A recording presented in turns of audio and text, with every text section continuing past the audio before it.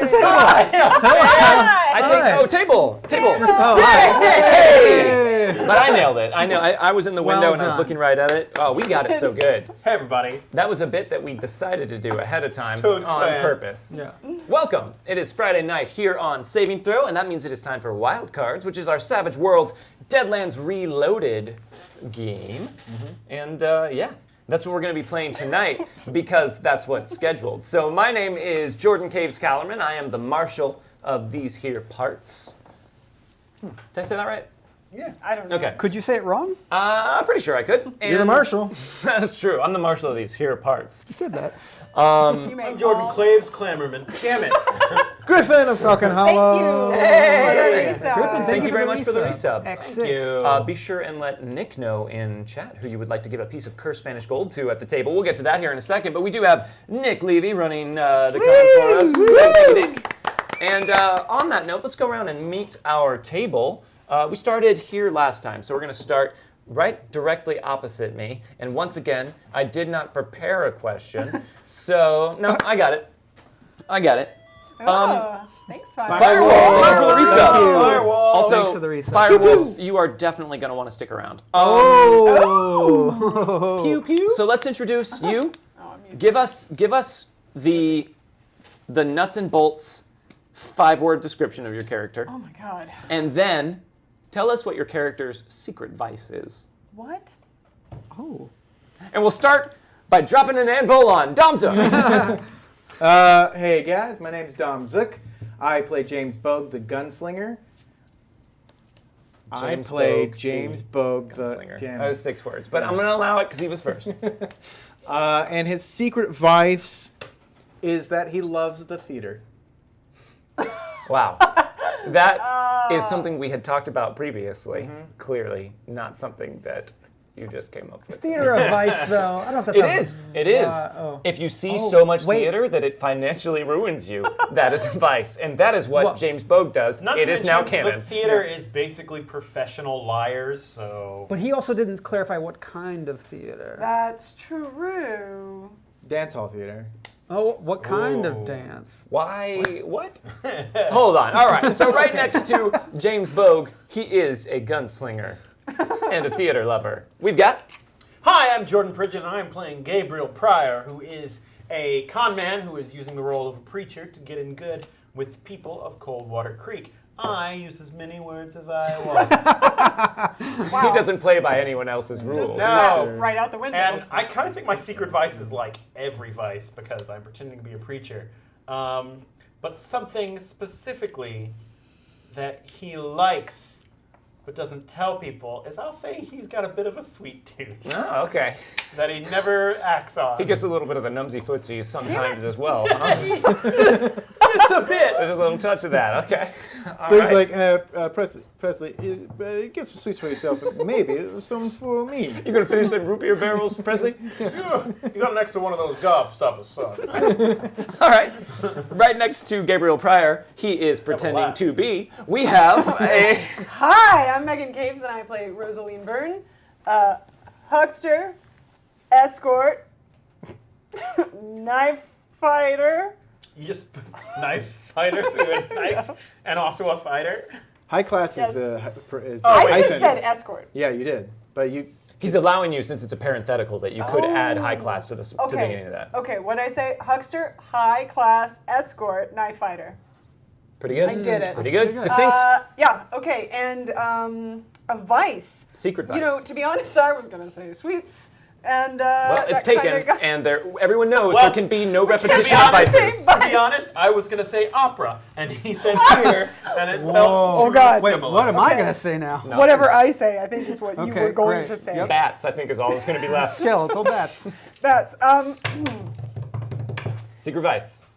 On the spot. Rosaline really likes rodents. Rodents. She's a big fan. Everyone Damn. remember that. That's going to be important. Damn. Remember how much she was like, oh, the poor baby squirrels who were trying to eat us because Yep. their necks were... I remember that. Oh, why do you always throw things at me that I'm like, I can't think of anything for this I one? mean, you had 2 people in front of you. And I thought of something and Jordan stole it. Well, He did. He Sorry, I literally stole it. rats Yeah, from you. rats. rodents. I took gone. it from your mind. right next to Rosaline, huckster, high-class escort, knife fighter, we have. Howdy. I'm Hal Melton. I am a consummate frontier gentleman. Gentleman. Gentleman. And I drink U-Ban coffee. U-Ban coffee for when you don't need much coffee. Hal never has a second cup of coffee at home. Not allowed. My vice is coffee. Okay, here's his vice. Okay, here's His vice For reals, you guys. is that he loves secretly getting into drunken fistfights. Oh. Like What? It's always like, oh, I didn't mean to get into that. Yeah. drunken Oh my fist gosh, fight. how did you used to justify that to your wife? Like, I was drunk.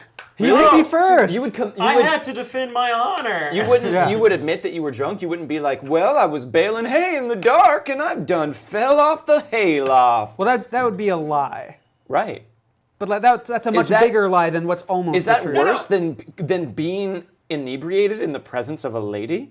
Well, she's not there when it happens. But she's there immediately afterwards. When she's Well- like, "Why are you in such a state, Hal Melton?" Someone gussied your honor, and I was just trying to defend it. And now you have a horse named Gussie. You were just out having a nice drink out at the bar. Yeah. You weren't intending on getting into a Yeah. fight. He finds ways, like, basically when someone else is getting in a fight, he's like, whoa, let me defend the guy who needs defending. But like, he actually wants to be in You that actually have a fight. pretty good time. But Guys, you I gotta really be like drunk. that vice. Oh, yeah.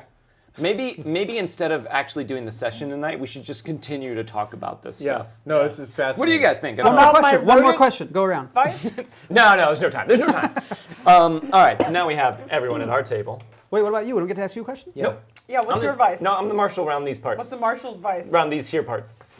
What's the marshal's vice? I What care is- too much. I am sometimes too honest, and sometimes people say I'm a little too entertaining. This isn't a job interview. Agent, Too hard of a worker. Agent Detwiller's, what is his secret Detweiler. vice? Agent Detweiler's vice? Yeah. Agent Detweiler's vice is he secretly is a student of dance. Detweiler is actually a classically trained ballet dancer. But that was at very apparent. That was at the urging of his father, actually, growing up, which is contrary to what you all might think. But Agent Detweiler is light on his feet, and he very much enjoys the ballet. And Shepard knits. Huh? No, Shepard does not have any vices. Shepard. Shepard goes home and sits in the dark and stares at the wall and waits for dawn. So welcome, guys. This is Wildcards. This is our Deadlands Reloaded show, and let's get into some things. I want to get some announcements out of the way up top. It is still September on Twitch. All the ways across all of the Twitches. It is September until October 18th. So if you have never subbed to a channel before, you can do so during this time period for half off. Why are you guys shaking your heads at each other? Because We're- he we're had a doing a knowing character nod, thing. and I said, no, don't. Oh, I thought you were correcting some of the information Nope. I released. So, if you have never subbed to our channel before and you would like to, you can do so now for half off. And the added benefit of that is when you sub or resub to Saving Throw, you can choose to give one of these fine players at the table a piece of cursed Spanish gold. What is cursed Spanish gold, you ask? I'm so glad you did, because you can also tip if you are enjoying the show. Thank you, Just like Bandana. was Just just like done that. by Bandana Girl. Thank Great you very timing. much for the tip. A demonstration Yeah, of tipping. we are an independent channel. We are kept going by you guys who we are creating this content for. So if you're liking what you're seeing, if you're having a good time, you can definitely tip us. And as an added benefit, your tips can go towards unlocking fun in-game rewards, some of which you can look at if you enter !tips in chat and follow that link. Some of them are story rewards, some of them are mechanic rewards, but all of them are fun and change up the game, and it's all thanks to you guys. And also, we keep the lights on and all that kind of stuff thanks to you guys, so we very much appreciate it. Let's recap. Let's recap what happened last time. So, Hal Melton, newly joined with the group, the consummate. I believe that was as much space as you had when giving your Said 5-word. three consonants. I said 3 that You time. had 3 of I them. know, but you had said he is the consummate, so that's all you get. Oh. Oh. Consummate frontiersman.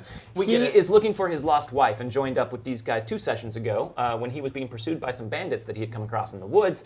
They fought them off, rescued Howell, although he did quite a lot of rescuing himself as well. And then returned to fight some zombified animals in that same area and were driven out of the forest. But that was 2 sessions ago. Last session, they healed up from their near TPK from the zombified rodents in the woods, who Rosaline was apparently a very big fan of and had quite a lot of difficulty with. Yep. The I loved them. rodents. They were great. I Yeah. was like, poor undead. Let's take them all home. Those poor We're gonna guys. Take them home, game. Those Yep. poor guys. We're gonna take them home. We're going to have a shelter for undead animals in the church. This is why I don't stay at the church anymore. That's fine. It smells. That's the only reason. They healed up, and they were going to go out searching for for more clues on the whereabouts of Hal's wife, or perhaps the agents of the Baron that we had heard might be skulking around Coldwater Creek. But instead, the doctor approached them about someone who had a mysterious illness that was requesting that the preacher come to their family's house and perform an exorcism. The doctor determined that it didn't seem to be contagious, but it was some sort of strange skin affliction, and recommended if it wouldn't be too much trouble, since the doctor has his hands full with the mysterious sleeping sickness that seems to be striking the children of the town, the preacher and his friends could go and check into this situation and make sure everyone is okay, and maybe report back to him with any symptoms that they might be exhibiting. They followed this man who gave the name Otis Wesley. That was it. Yep. Off into the mountains at night during a storm, and to his shack. When they entered, they were surprised to discover a living Colt Holbrook and Johnny Carrington, who had Tortlaw. Living. Walking around, kicking, Sure, yes. talking. More alive Seemed than a bit dead, different. yeah. Seemed a bit different. And who had also captured Tortlaw and had a stick of dynamite in her mouth, which Johnny Carrington was threatening to light in payback for the Pinecone incident. Some talking was had in a tense moment, but then Gabriel Pryor dared them to light that stick of dynamite, so they did, setting off a conflict. Otis Wesley turned out to be Clem. That is Christian Lenke's NPC character. From the very first episode of Wildcards, the bandit that James Bogue made walk home without his boots. And he's a bit miffed about that, and also now can control snakes. Yeah. I think he came out on top, honestly. Right? Yeah. He's in near constant pain as well, but you know, you win some, you lose some. Yeah. Well. The fight was going very poorly.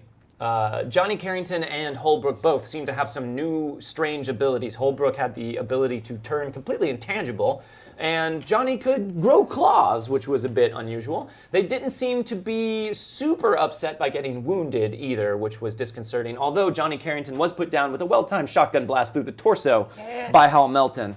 However, everyone else was in some pretty dire straits when a bear burst through the back of the shack, along with a very tall... Courtraw, thank you for the Courtraw. Thank you. Thank you very much. along with a very tall and powerful-looking Indian brave who slammed a staff down and sent a bright flash of light out that momentarily distracted Holbrook and Clem after slinging Tortlaw on the back of the bear and exhorting everyone else to follow the bear running out into the night. And that is where we pick up. Everyone is pretty wounded. But before we get into that, guys, real quick, if you would like to tip, you can tip during the show. You can also tip for toasts. You can spend 500 gold for the first 5 toasts, and that's the free in-chat currency you gain just by watching our shows. The first 5 toasts cost 500 gold, and then after that, the first toast is $5, then 10, then 15, then 20, so on after that. And we will toast to whatever it is you want us to toast to, provided you are not a jackass, which we very much appreciate you not being. We will raise a glass or a shot glass and drink to whatever it is you want us to. So there's that. Curse Spanish Gold and the draws.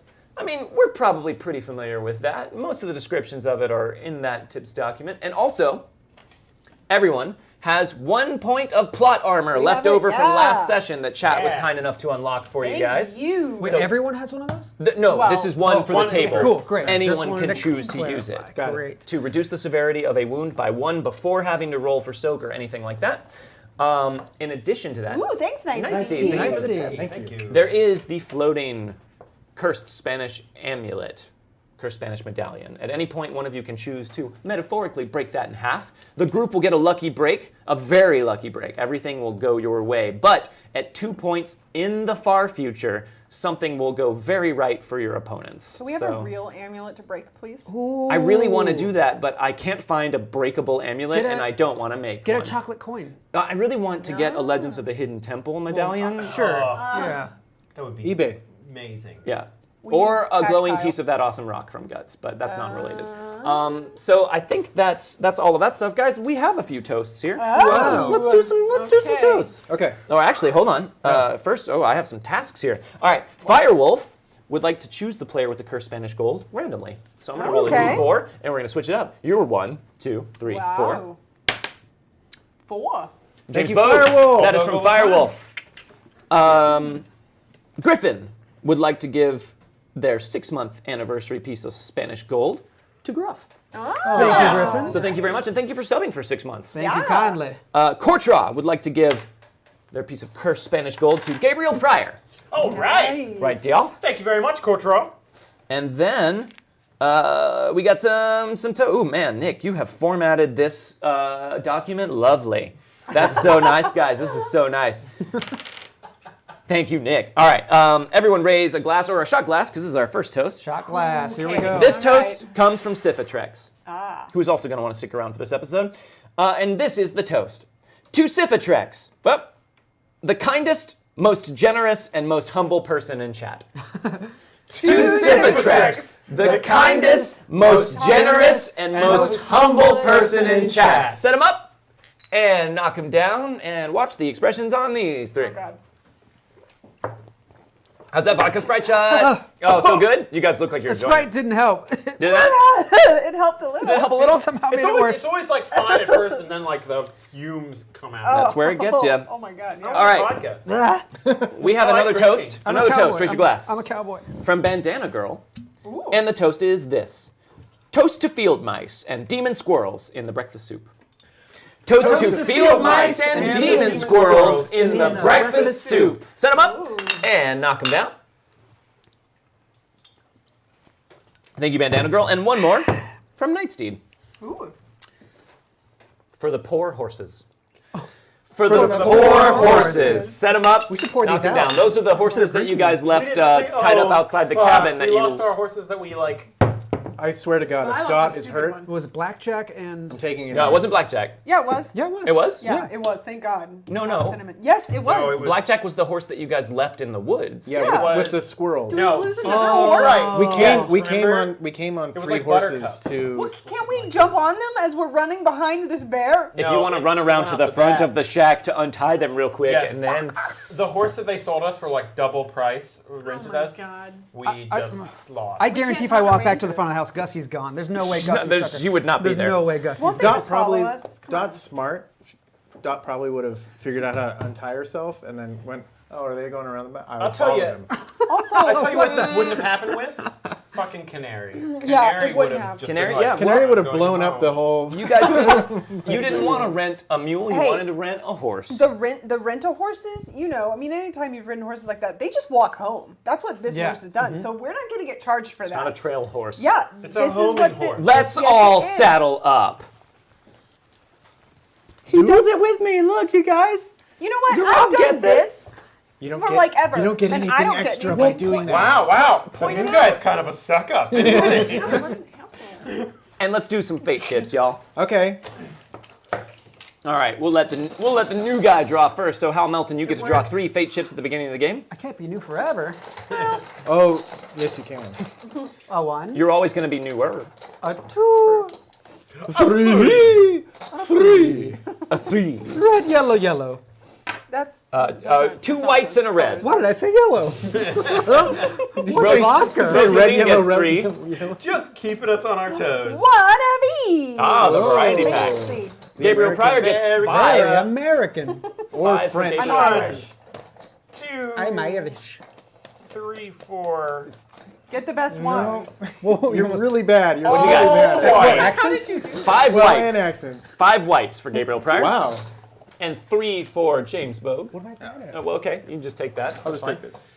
That's totally fine. 1, 2. It's actually the worst draw. I got 3 of each. Yeah, it is. You got Three. 3 of each. You See? get 9 fate No, chips. See? red is subjectively better. It's not than just white. me. And now I am going to draw 1 for each of you. So I get But 4. one can be a blue. True.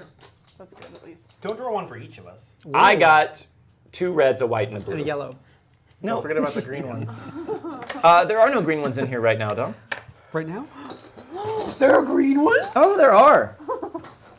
And on that note, I don't know what that voice was. Let's jump back in to Settle what off. was happening. But before we do that, we have a couple more toasts. Oh. Oh! Might as well knock them out before we jump back in. Here we go, guys. Okay. This one is from BSB Care. To discretion, the better part of valor. To Discretion, the better part of valor. Set him up and knock him down. Somebody's noticed a trend in our recent fights. And hum while you drink as well. That's a, yes, someone has. And the Bard 1971 has a toast for us as well. May we live forever. May we live forever. Set him up, knock him down. Unlikely though it may be. Yeah, someone has not noticed a trend in our recent fights. Oh my gosh, guys, we have another one from iDragon 14. Ooh. Hold on. Is that complete, Nick? Is that it? Double checking. Yes. All right.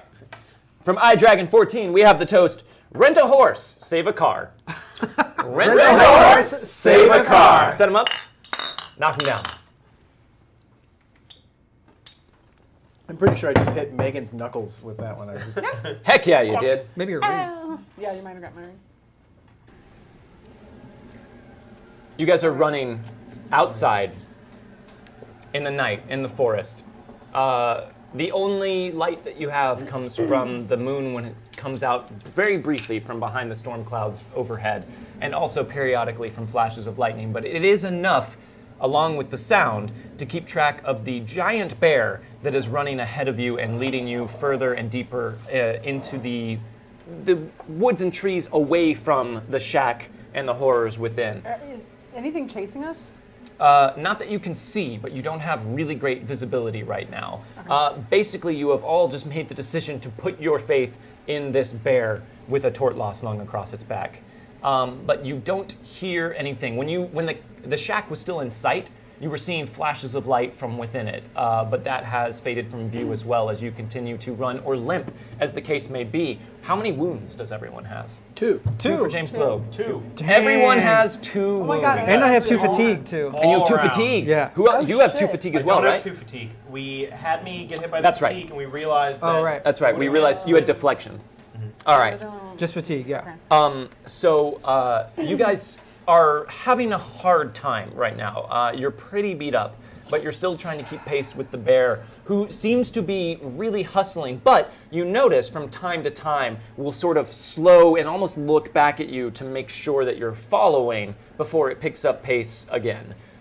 This bear does not seem, although you already were suspecting that it wasn't acting like a normal bear, it is definitely not acting like a normal bear now. But you're continuing to follow it, I assume, unless anyone wants to split off and just run away into the darkness of the woods. I think at this point, sticking with the bear is our best. It seems We're like, all like dying. Yeah. So, Where? and it has tort law. yes. Yeah. Is the guy who slammed the staff? Is he near us at No, all? he stayed back in the shack when he told you all to run, and the Okay. bear took off and you followed. Okay. So you guys run after it, jog, stumble, try and keep pace for as long as you can. Did we miss BSB Care? It BSB just Care. popped up. Thank you, BSB thank you for the tip. Thank you. Thank you, BSB Care. And after what seems like a sodden eternity, you finally see the bear heading for what looks like an overhang in a rocky outcropping in front of you. And upon closer inspection, it reveals itself to be a cave, and the bear goes running inside into the darkness. I'll follow it. You guys following? Yeah. Guess so, I yeah. guess the only choice we have is to follow this strange animal that doesn't seem like it's trying to kill us. Well, it has tort law. If nothing else, we have to at least go after her, right? All right. So you guys come into the cave, which thankfully gives you a little bit of shelter from the storm that is beginning to pick up in intensity outside as the wind is whipping around, as you can hear. And though it is dry in here, it is still damp and cold. The bear, you can see, sort of has been waiting for you to enter, and then when you do, it sort of looks meaningfully at all of you, and then sits back on its haunches a bit without rolling the bound tortlaw off of its shoulders, and puts up 2 paws and just goes. And then it goes back down on all 4 feet and pads deeper into the cave and then around a bend. That bear just tell us to stay here. Honestly, I don't speak bear very well, but if it doesn't want us to move, I'm fine with not moving.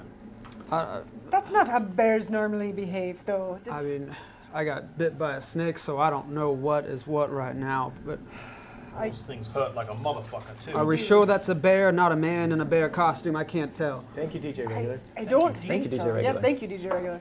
I think he's a little big for that. Oh, my head hurts. And a few brief moments later, a small figure comes walking out from the darkness of the cave where the bear was. It appears to be an older Native American man who is dressed in a wide variety of different animal skins. Thank you, Christian. Christian, Hey, thank you for the number tip.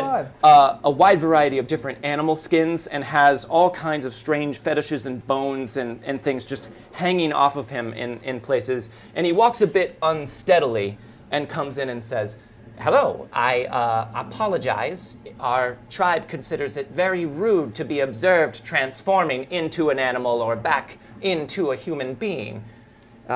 So you'll forgive my momentary absence." Are you saying you were the bear? Bear costume, that's what I said, yeah. Oh, Yes, I was the bear. Bogue is All right.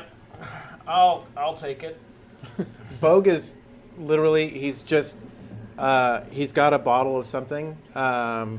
It's actually the restorative elixir that he has, Okay. but he's soaking wet and he's just like literally shivering and just kind of staring out the cave. And this is not anything you've ever seen Bogue be like before. But he's literally looks like he's like 5 inches shorter, and he's just like holding himself like this. Wait, you changed. You are a bear. Yes, I believe we established That's that. something you can teach somebody. Well, yes and no, but perhaps before we get more in depth with any of this information, you appear cold and wet and injured. I can start a fire if someone can help me, and then Wait. perhaps I can attend to your wounds. What about Tortlaw? Is she okay? Tortlaw is fine. Tortlaw is recovering. Tortlaw is taken care of.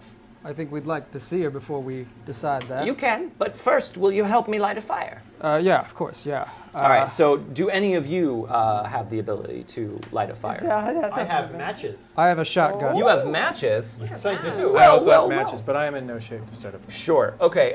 So he. 97 matches left. Wow. Okay. Wow. You let him know that you have matches, and he kind of nods graciously, and he goes back around the bend and comes back with some what looks like some dry wood and kindling, and starts laying it out. And what you can see as your eyes begin to adjust to the darkness is a ring of stones that appears to be a fire pit, and says, "Please."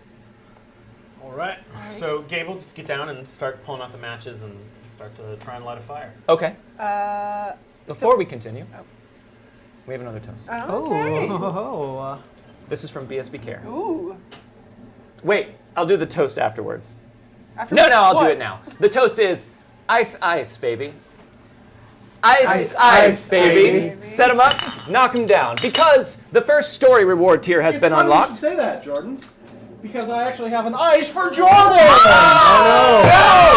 No! What? Chat has unlocked an ice for the other Jordan. I didn't see that. What? I know. Either. Oh my So take a God. knee. and Take a knee and Swallow it down. Pound it down. get that chair out of the way. Don't go too far. Yep. Also, everyone, you can drink up to that BSB Care toast. That's right. Looking at myself. Enjoy the Oh. smooth flavor of a Smirnoff Ice Original. Almost gone. Wow. There you go. Now do we have to guess the flavor and I get a bonus? Yeah. There is no upside to being iced.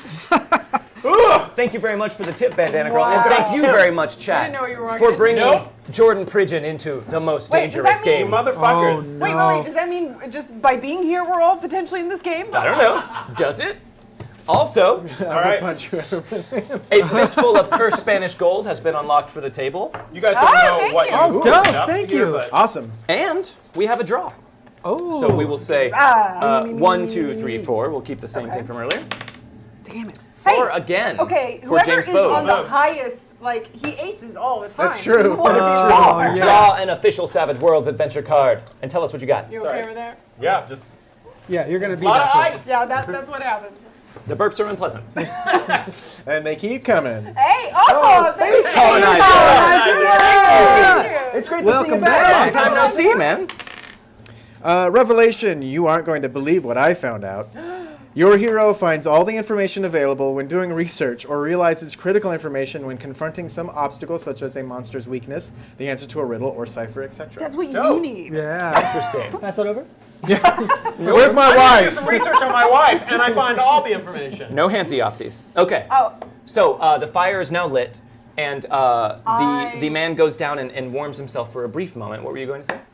well, Thank you for the tip. 10. well, as we start to sit down, I want to go check on James because I see you're kind of just like you're not. I'm not by the participating. fire. Yeah, I'm. Now, okay, sure, but keep in mind, he did say he was also going to look after your wounds, and there is a critical time period in which I'm he not going has to take to. an hour. No, I know. I'm just saying it has been a little bit of time that you guys have been following him Hold in on, the guys. woods. Gonna walk. So definitely go real slow. check on James. James, are you hurt? And he hands you the elixir, James, and then he just goes back. It looks like you need this. Why don't you come over here near the fire? I don't need anything. I don't need anything. Drink that. You need it more than I do. I think we all need it just the same. Why don't you drink it? We've got this bear man here who's going to help us. No, Please don't help me. Oh, all right, I'll leave you alone for now, but I'm gonna keep my eye on you. And then I'm gonna go back near the fire. Okay. But You I'm just not kinda- gonna drink this. And he just kind of, you're not drinking that? Okay. He just kind of pulls his jacket in closer, but he's literally like, he's starting to just sort of wilt almost down the cave wall, where, you know, he's just kind of going down basically on his knees essentially, and just hovering and almost not dry heaving, but there's no tears coming out, but he's not able to like basically manifest the emotion. So, Sure. but it's just he's clearly been shaken some way. Just for chat, he's got shell shock. He does. So That is one of his hindrances. so this is just a little bit too many things have happened to James in the last 48 Too hours. quick a time. Yeah. The you, Bard. Bard. Thank you very Thank much. you, the Bard. Speaking of hindrances, how big is this cave? How big is the cave? The cave is actually fairly spacious, at least in this part. You can see back where the man keeps kind of disappearing to, it appears to dwindle down in size. Okay. Which does make you a little bit nervous, but Sure. being out here in the relative openness, it just feels nice to be in shelter, especially with the fire going. Okay. Wow, real quick before we keep going, there's another fistful of cursed Spanish gold. Oh! Thank you. Thank you, double leg. Double leg kick. for the Thank you sub. for the sub. Leg kick, cool. I thought name. that was double Yeah. GXG for a I moment. know. And I was I'm like, Change my name. Chat has also Double leg unlocked kick. another draw. ooh. Double G kick. So Me, we'll me, say me, me. 1, 2, 3, 4, 5, 6. Okay. 5, 6. Always It's aces. ace! The old Every aces. time! Time. Oh my god. Draw. an His adventure dice card. are loaded.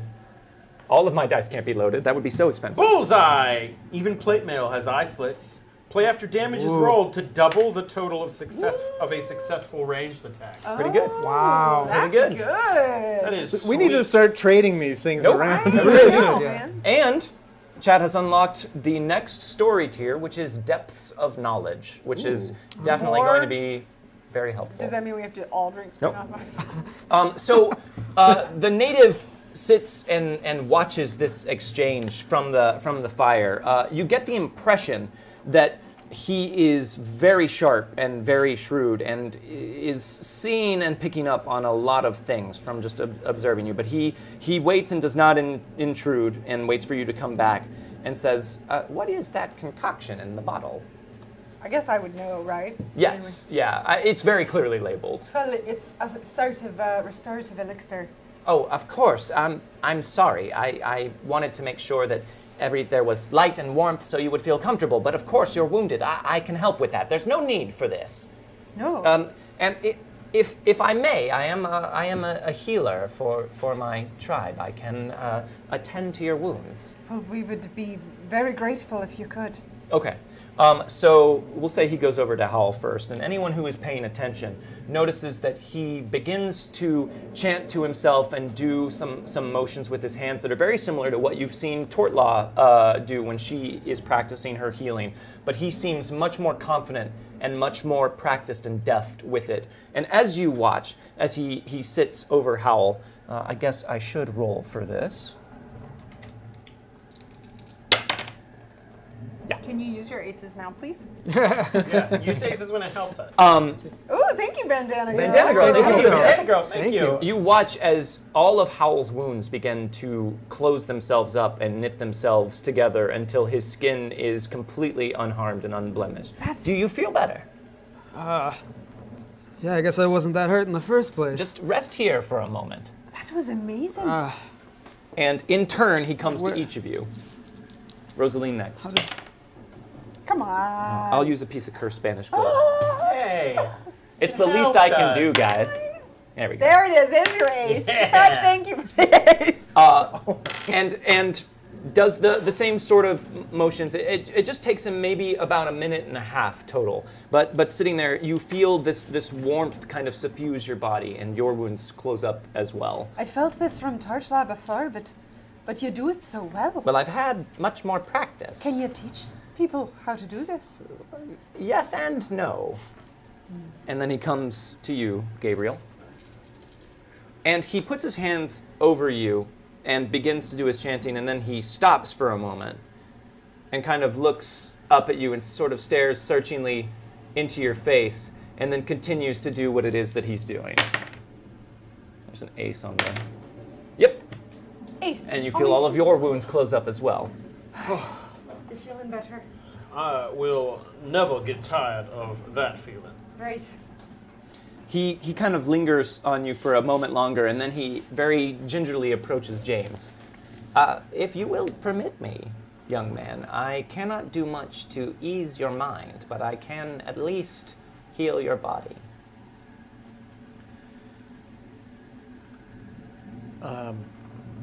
There's probably longer than comfortable silence for like a couple minutes.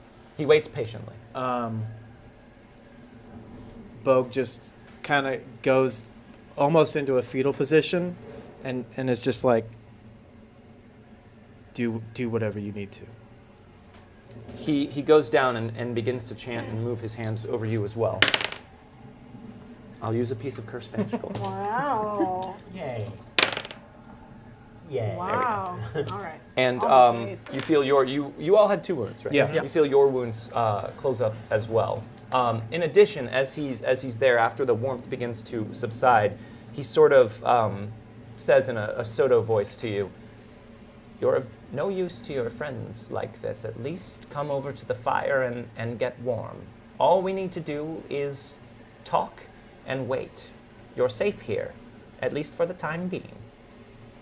But your friends want to feel safe as well. And though it may be unfair of me to ask you this, they would feel better if you at least came closer." I'll come when I'm ready. Very well. Wow. All right, guys, raise your glasses. Oh. Cifratrex would like us to toast Star Lizard! Star Lizard! Set him up, knock him down, also loud. Yeah. And Bandana Girl would like to toast no more ice for this donation. No more ice for this donation. Set him up. That's dangerous. And knock him down. Those are dangerous words. No, they're fine. Also, chat has unlocked the 3rd story tier. Thank you very much for that. We will keep that one Thank you. secret for now, but thank you guys. Uh-oh. Winter is coming. Ice, ice, ice. Oh my god, what a great name for is an really Everybody Gets Ice one. That's pretty cool. Gonna write that down. Good not to do. Winter If you is do that, coming. you all also have to drink an ice. We will mail you ice. Everybody get an ice. Send us your shipping address. Right now. Please join me by the fire and warm yourselves. I hope you are feeling much better. I apologize. I've yet to introduce myself. but I thought perhaps it would be best to see to your wounds first. Well, we appreciate it. My name is Star Lizard. I am an old teacher of Tortlaws. I'm from her tribe. Oh, she never talks about anyone else she's known before. Really? Not really, no. Well, I thought perhaps I had made more of an impression, but Oh, but a Well, friend of most- Tort Laws are friends of ours, of course. Most of what tort law says is shenanigans made to try and throw people off and make you throw up or enjoy breakfast soup. So I wouldn't take it too seriously. yes, she is a bit twisted up inside. Spending too long fleeing from her destiny has done that to her. Destiny. Yes, Tortla is a shaman of our people, as am I. In fact, I taught her. But Oh. once her powers and ability began to present itself, not only the spirits of nature took note, the dark spirits as well, and they torment her in her sleep. Perhaps you have seen her suffer from nightmares. That we can verify. Right. I've got one question. I imagine you have many more than Well, one question. The one that pops to mind right at first is, can Tortlaw turn into an owl? Oh, yes. Can she? Of course. Well, I'll be damned. Did she not tell you that she could? Well, she Well- did, but Oh. there was evidence to the contrary. I had forgotten. It has been so long. Tortlaw was always much more modest than the rest of our tribe. As I said, it's very rude for us to transform in front of other people, which is why we try to find a private place to shift between man and beast. But Tortlaw was always a bit uptight about it. I could see it was one of her eccentricities. So that's not a normal thing necessarily. Well, what is normal, Miss Byrne? Quite. Well said. Now, you seem to have been in a spot of trouble back there. We've been in quite a few spots of trouble recently. Very fortunate that we came along. Very fortunate, yes. Boga's slowly moved back over to the fire, and he's still clearly shivering and extremely pale, but sort of with shaky hands he's reloading his. Star Lizard is studiously not looking in your direction. Great. Wolf that leaps through fire should be along shortly, and perhaps then we can share more with you if you are desirous to hear. Well, of course, yes. Whatever you can share with us. Well, if you will excuse me, I must attend to Tortlaw's injuries, but Yes. please, Let us know if we can help somehow. I think perhaps what Tortlaw needs most is some realignment of her spiritual energies, as it were. All right. Perhaps it would be best if you waited here. Of course. But I will be back shortly, and as I said, Wolf that leaps through fire should be along soon, and kind of looks out into the gloom and sort of clucks to himself and then kind of teeters back into the back of the cave. Well, what sort of thing have we gotten ourselves into this evening? I don't know. I do not know. I don't know anything anymore. Howl, I am sorry that you have gotten yourself pulled into our little cadre of adventurers Yes. at such an inopportune time. Well, maybe we'd have a little less excitement if you wouldn't tell people to light dynamite in a room full of people. Well, I thought he was bluffing. Well, he wasn't. And that's What? your friend. How could you tell someone to do that? Well, God damn it, just sitting there with the dynamite in her mouth wasn't any better, Howl. It's better to have her head all over the place than on top of a Well, her net. head isn't all over the place. It worked out. We had the situation in hand. Yeah, thanks What? to me. Well, I think we all helped a bit. I don't think you could have done it by yourself. You will recall, though, Hal was the one who did cut the fuse on the dynamite and keep it from igniting in Tortlaw's mouth. Yeah, of course. Yeah, I didn't mean it like that. Are you all right, Howell? I'm not all right. What just happened in there? What's happening now? Where are we? I don't know. It's a bit surprising to us, too. That man that we were fighting was supposed to be dead. Many of those men were supposed to be dead. Dead how? He was Hell, walking. we He could was have showed shooting. ourselves. We did. Months ago. Well, you must have missed because He's very much alive. Must have missed. How do you miss cutting someone's throat? I don't know. Rolling How do away you from explain dead men walking around? I You don't know. I don't know, Mr. Melton. I just know that they were there and they had our friend tied up and they almost killed all of us. Yeah. Have you And that's not starting to become a regular day around here. have you not seen weird things living out here? Because the longer we're here, the more we see.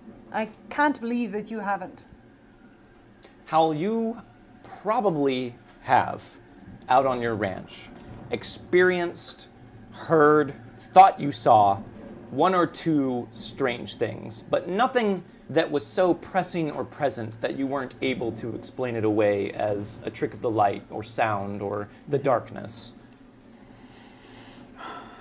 Yeah, I've seen things, but, you know, that room was dark. It could have been anything. Man holding knives and man controlling snakes. It wasn't that dark. This is some sort of circus. I don't know. I've seen the circus before. Some sort of circus. All right. This is not a conversation worth having. James, are you all right? Your hands are shaking like a leaf.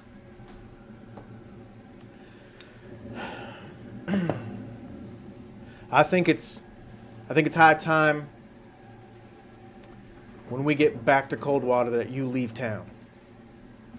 I don't think that it's safe anymore for any of us. That we leave Coldwater. Why? James, it's not going to be any safer anywhere else around here. We can't let these bastards get their way just because they threaten us and kidnap our friends. You don't understand. You've never understood. The Baron will keep coming. I don't know if these men are connected to the Baron in any way, but if they are, we are not safe and we never will be. But you haven't got the information you need yet, have you? Have you found it? That's part of the reason why we're here. I think we're in over our heads, Rosie. It is more than obvious that we have been in over our heads for quite some time now. Gabe, maybe he's right. Maybe we've stayed here too long. No, I do not think we have stayed here long enough. We have come into Coldwater Creek, we have brought down hell on these people, and we have started plans. We cannot just walk out now. God damn it, there's too much invested in this already. I agree, but I don't want us all to die in the midst of this. What? Listen, I ain't running, but you should. Wait, you're gonna stay here? You think we're This just is the gonna fight I started, and I'm going to finish it. And you asked us Please, to help James. you. Like you started the fight more than any of the rest of us. We all waltzed into this town like we owned the place and started swinging our dicks around. And now we're here reaping the consequences. And if you think that that's more on you than any of the rest of us, then you are a damn fool. We didn't come into this town and call all this weird stuff to us. We just came in to do what we always do. Seems like weird stuff follows you around, though. It does seem that way lately. Everyone make a notice roll for me. I got a 7. 7? I got a 5. 5? 11. 11. 3. Hal, you're further back in the cave a bit, opposite the entrance, and these three have pulled away a bit and sort of circled up a tad, cutting you out again as you are starting to feel like they do more and more often. But as Rosaline and Gabriel are talking, you notice from behind you, you hear the sound of what appears to be several people approaching, possibly stealthily. You hear horses, and it sounds like a few of them. I just pull out my gun and I just quickly push you aside.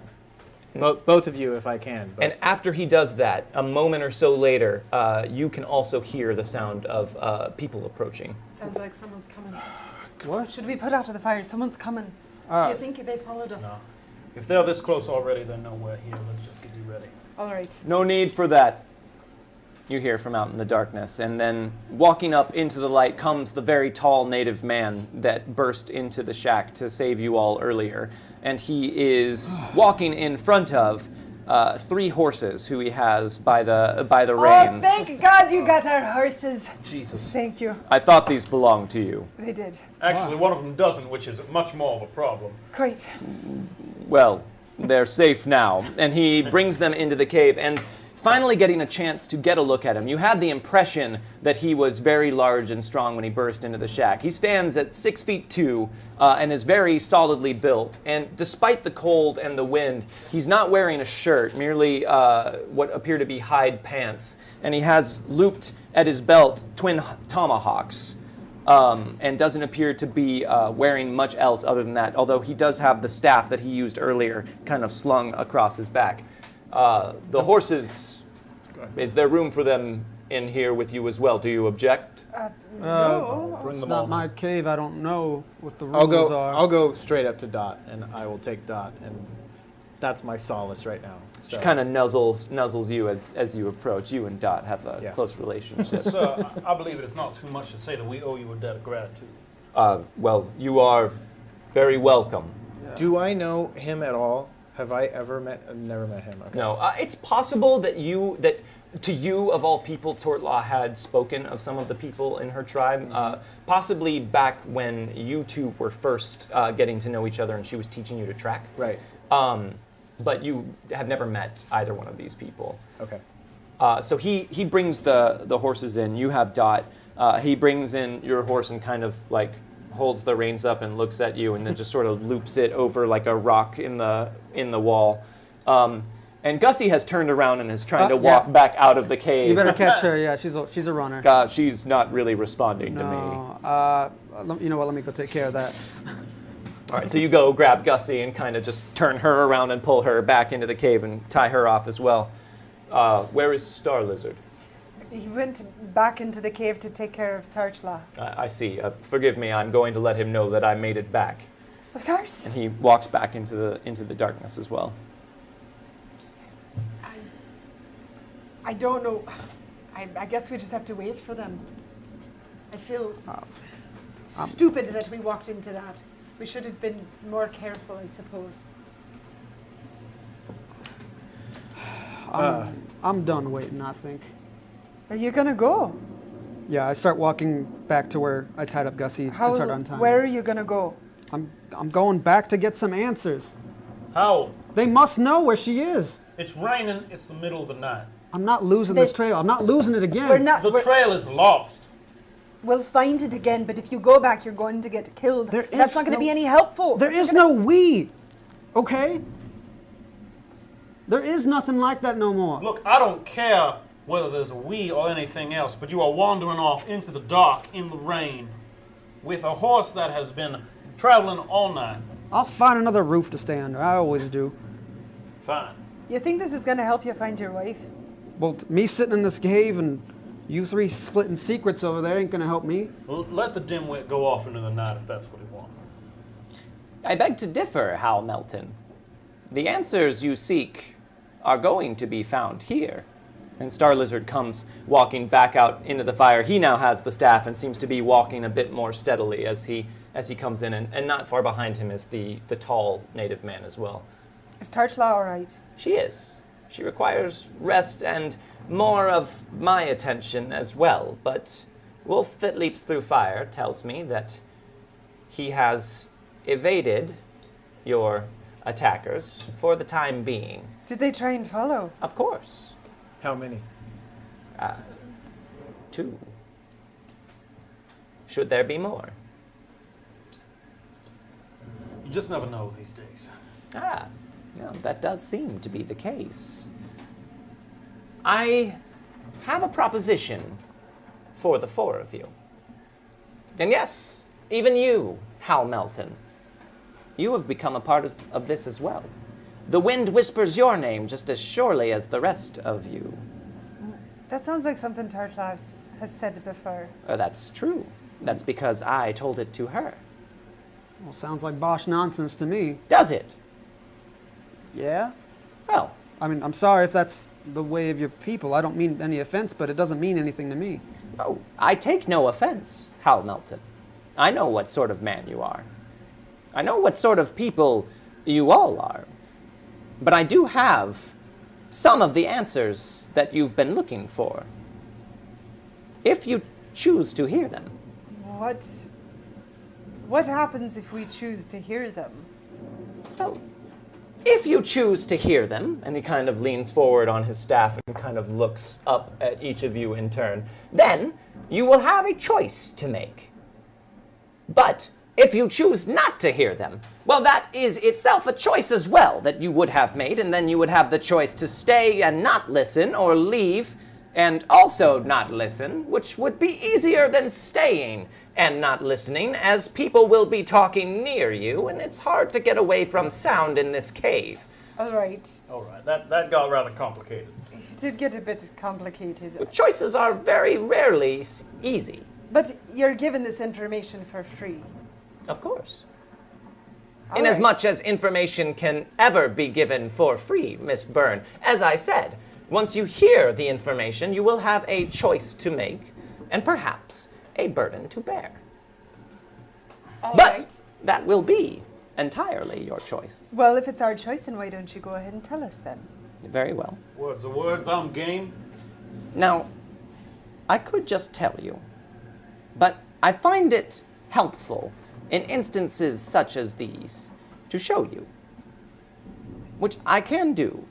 It is one of the secrets of my people and my practice, but I would need your permission to take you on a sort of journey. What, like we're going to go somewhere? No, we would stay here, but your mind would journey.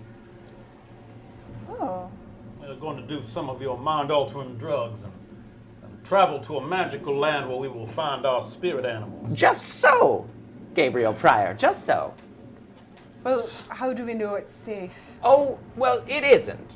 There are shadows there, shadows that show you truths, shadows that show you the past and things that may yet come to be, but these shadows have teeth, and you must be careful. Can you tell us what to prepare for? No, I cannot. If there's information that we could have, it could help all of us. We should at least try. Bogue just sits cross-legged in front of a fire.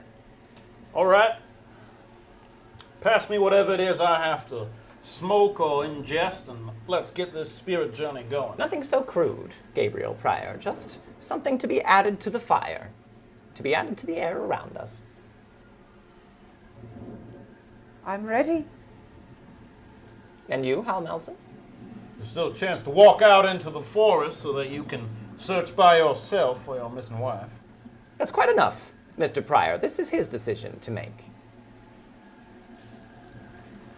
You saved my life back there, so at least I can give you this much. I'll sit down. Very well. And James Bogue. What's adding another burden to my life? Let's do it. He kind of nods grimly at you, and then from one of the many pouches sort of strung in various places all over his skins, he reaches in a hand and pulls out what looks like some sort of dried and powdery substance and just sort of lightly dashes it into the fire, and nothing changes. It starts to smoke a bit stronger for a bit, and there's a slight touch of some sort of unknown earthy smell in the air. What But sort of thing is that? oh, it's a potent mixture that allows you to open your senses a bit more to the spirit world around us. Really? Yes, Something you can create on your own? something I can create on my own, Miss Byrne. It's a Vicks Vapo Rub of some kind. Well, it's off-brand, not canonical. So, what do you all know of the ways of Tortlaw's people? Not much. Damn near nothing, probably. What do you Well- know of the afterlife? Afterlife. I assume it's made up to make people afraid if they do bad things. Keeps people in line. Some things are made up, but some made-up stories can be true. Well, I believe there are things beyond what we can see, Yes. but I don't know what that has to do with the afterlife. have you ever heard of something called the hunting grounds? Have I ever heard of that? Yeah, would we? Well, let's see. You make a common knowledge roll at a -4, James. You make one at a -2. Okay, that's smart, right? That's smarts. You two, probably not based on your background. And a -2. Yes. Nice. Aw. -4? No, -4, yeah. So Nice. 5. Got a 2. You got a 2? 5. You remember Tortlaw talking about the hunting grounds and talking about it in the way someone might talk about heaven or hell before, but she wouldn't say a whole lot more about it other than that. Yeah, old man. I've heard of this hunting grounds. It's just a fanciful fairy tale to calm people's minds when things get rough. Quite the opposite, James Bogue. It is a very real place. A place that you can actually travel to if you have the means and the knowledge. But the hunting grounds is the realm of the spirits, and everyone sees it differently. To our people, it appears as a great tree, the roots reaching down into the darkness of the earth, the trunk and the boughs and the limbs reaching up to the sky above. And this is the domain of the spirits and our departed ancestors, and the Manitou as well as darker things. And as he's speaking, you all sort of start to notice that the smoke from the fire is loosely kind of becoming the shapes of the things he mentions. When he mentions a tree, you feel like the smoke sort of starts to form in columns, and you see tendrils of it shooting off in ways that are reminiscent of the limbs of a tree. What?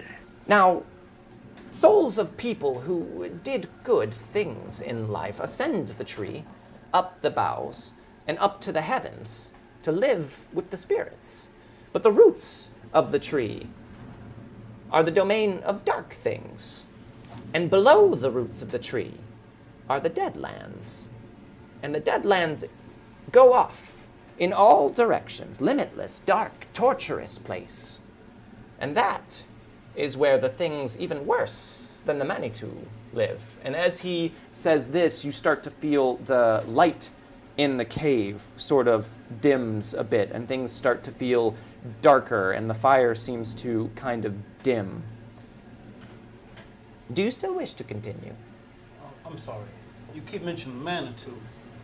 I believe I heard Tort use the word once before, but I'm not familiar with what exactly it is they are. Are you not? But your friend Rosaline Byrne traffics with Manitou as well.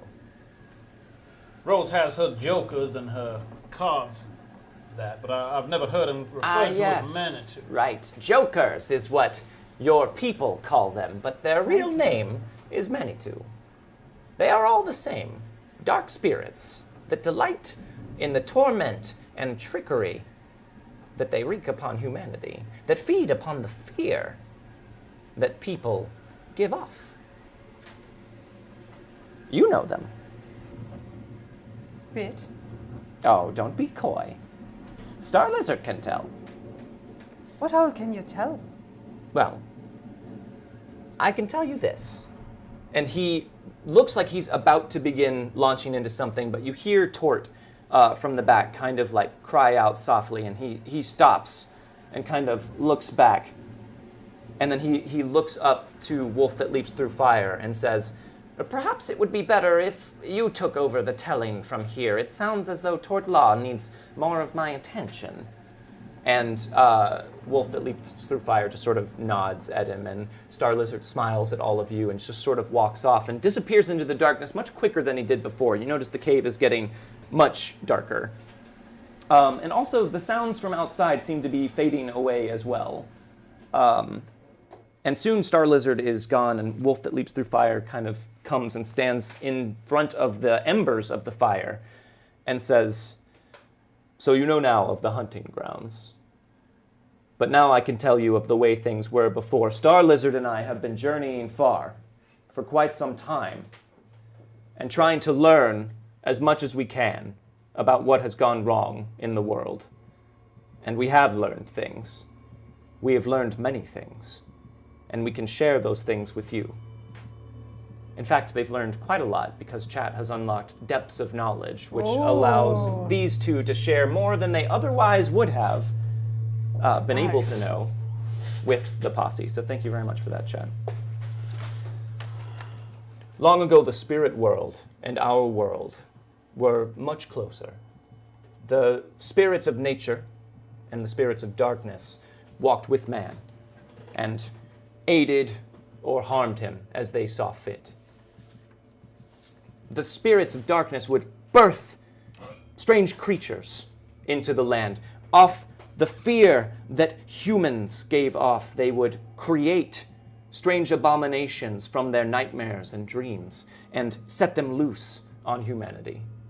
And they would feed upon the resultant fear in a never-ending cycle. But long ago, some of our people sought to end this cycle. They spoke to the nature spirits and brokered an agreement. Join with us and help us fight the Manitou. And the nature spirits agreed, but at a price. So the old ones, as we call them, opened a doorway to the hunting grounds and went through. No one knows how long it took. Time moves differently in the hunting grounds than it does here. But what is known is that the old ones and the nature spirits were successful in defeating the Manitou. However, the dark spirits can never be truly destroyed. All they could do was be bound. And the old ones discovered the price of their half of the agreement was that they would remain forever in the hunting grounds, binding the Manitou and keeping them and the nature spirits from our world. And so it was that all of these creatures disappeared. Until 16 years ago, 1863. Perhaps one or more of you have noticed that around that time things started to become a bit unusual. Our people did. Is that the time that the ghost rock was discovered? It is around that time. Yes? I suppose. I wasn't very old then. There was a young brave from a tribe. His name was Raven, and he was a very gifted shaman, but he had been hurt by the white people who had come to his land. And so he set off on a quest to amass power and knowledge to take back his lands from these people. He was the last of his tribe, and he would travel around to other tribes and speak of the horrors he had suffered at the white man's hand and try to recruit other young men and warriors from tribes to his cause. Some would come. Some saw him as dangerous. Some saw him as a lunatic. But any who joined with him became part of his last sons, and his numbers grew. Now, Raven is much older than he appears. He came to our tribe. Star Lizard and I dismissed him as a dangerous person, but the Cherokee are a smaller tribe now than we once were, and some of our young people listened to his words and followed him. We didn't know what it was he intended to do, but we do know now. Raven took his last sons, and somehow he learned of the old ones and their agreement with the nature spirits to bind the Manitou. But he also learned that that doorway never closed. He found it, and he took his last sons through. And together, they murdered the old ones and released both the nature spirits and the Manitou from their hunting grounds. Now, the Manitou are smart. They knew better than to come surging out and wreaking havoc and creating sweet fear for them to feed upon, because over time, humanity becomes used to these horrors and starts to band together and fight against them. They learned that the smarter way to create fear was to be stealthy, patient, birth their monsters and creatures on the outskirts of civilization, where people could spread the rumors and stories of the horrors that these things are creating, and slowly start to change the way that the world worked. But I can show you this. And as things start to get darker and darker in the cave, Wolf that leaps through fire sort of fades away from where you were, and you all find yourselves in darkness. You can see each other, but not much else other than that. And then smoke starts to come sort of seeping up from the ground, but not any sort of smoke from a fire, just a sort of still, lazy smoke that starts to form itself into the shapes of trees and ground. And suddenly you find yourself in what appears to be a light gray clearing. And you can see the outline of what looks like a black doorway that's been ripped in the air in front of you. And standing around it are several hazy outlines of what look like native warriors. Should we make a guts roll? Sure. Make a guts roll at no penalty. Oh. This is some sort of hallucination, right? Seems that way. I got a 10. 10? Double ace. 8? I got a 9. 9? And you aced. Can I run to the bathroom real quick? Yeah. I know this is dramatic, but I have on ice. Yeah, go for it. Yeah, you ice. drank a whole lot of ice. 15. All right, so everyone aces the crap out of their guts roll. So I'll wait for Jordan to get back. Yeah. Oh. But Debba, thank you for the host. thank you very much for that host. So go ahead and arrange. You guys are over here, just sort of all clustered together in a group. And there are swaths. There's a huge group of native warriors standing around, but they are smoky, hazy outlines. They look like shadow people. The only thing really visible is the whites of their eyes. No pupils or iris, just the whites, and you can see them kind of looking around, and it looks like they're waiting for something. And there is one warrior in particular who is standing in front of the doorway and appears to be chanting or doing some sort of ritual. You can't quite tell. But where's my hat? There it is. Do we have His back is to you. our knives and? You do not. None of our. We have none of our stuff. That makes me nervous. You do not. I'm nervous. Don't be nervous. Somebody say that? What? Did somebody say that? I to me? said that. The GM Jordan's can here. say that. You stand there for a He'll bit, protect us. and you watch and wait as the rest of them watch and wait. This one figure who appears to be made of some sort of darker, blacker, almost more oily smoke, and his back is to you as he faces this doorway. And they all seem to just be sort of listless and waiting. And as you watch, he finishes whatever it is he's doing and puts his hands down at his side. And the black doorway in this smoky landscape that you find yourself in starts to shimmer and all of a sudden solidify, like almost a dense star field of black sparkling nothingness. That looks like the only real thing in this smoky landscape.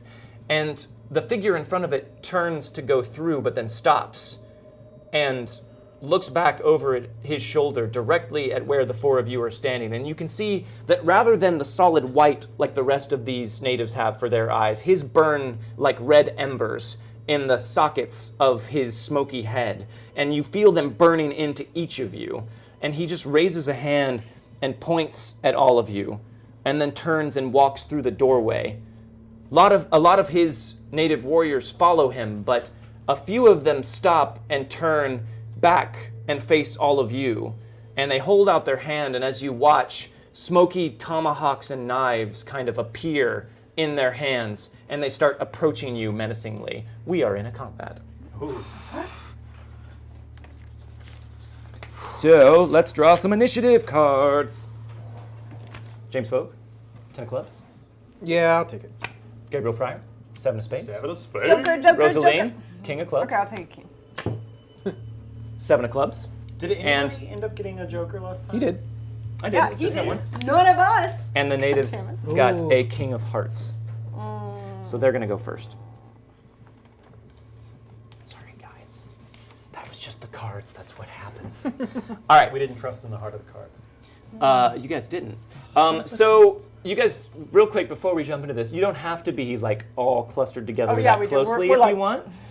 You do want to be like I that? don't know, do we? That's where we put ourselves. That's where we are. All right, cool. All right, so Yeah. they, like I said, they have these smoking knives and tomahawks that have kind of come into their hands.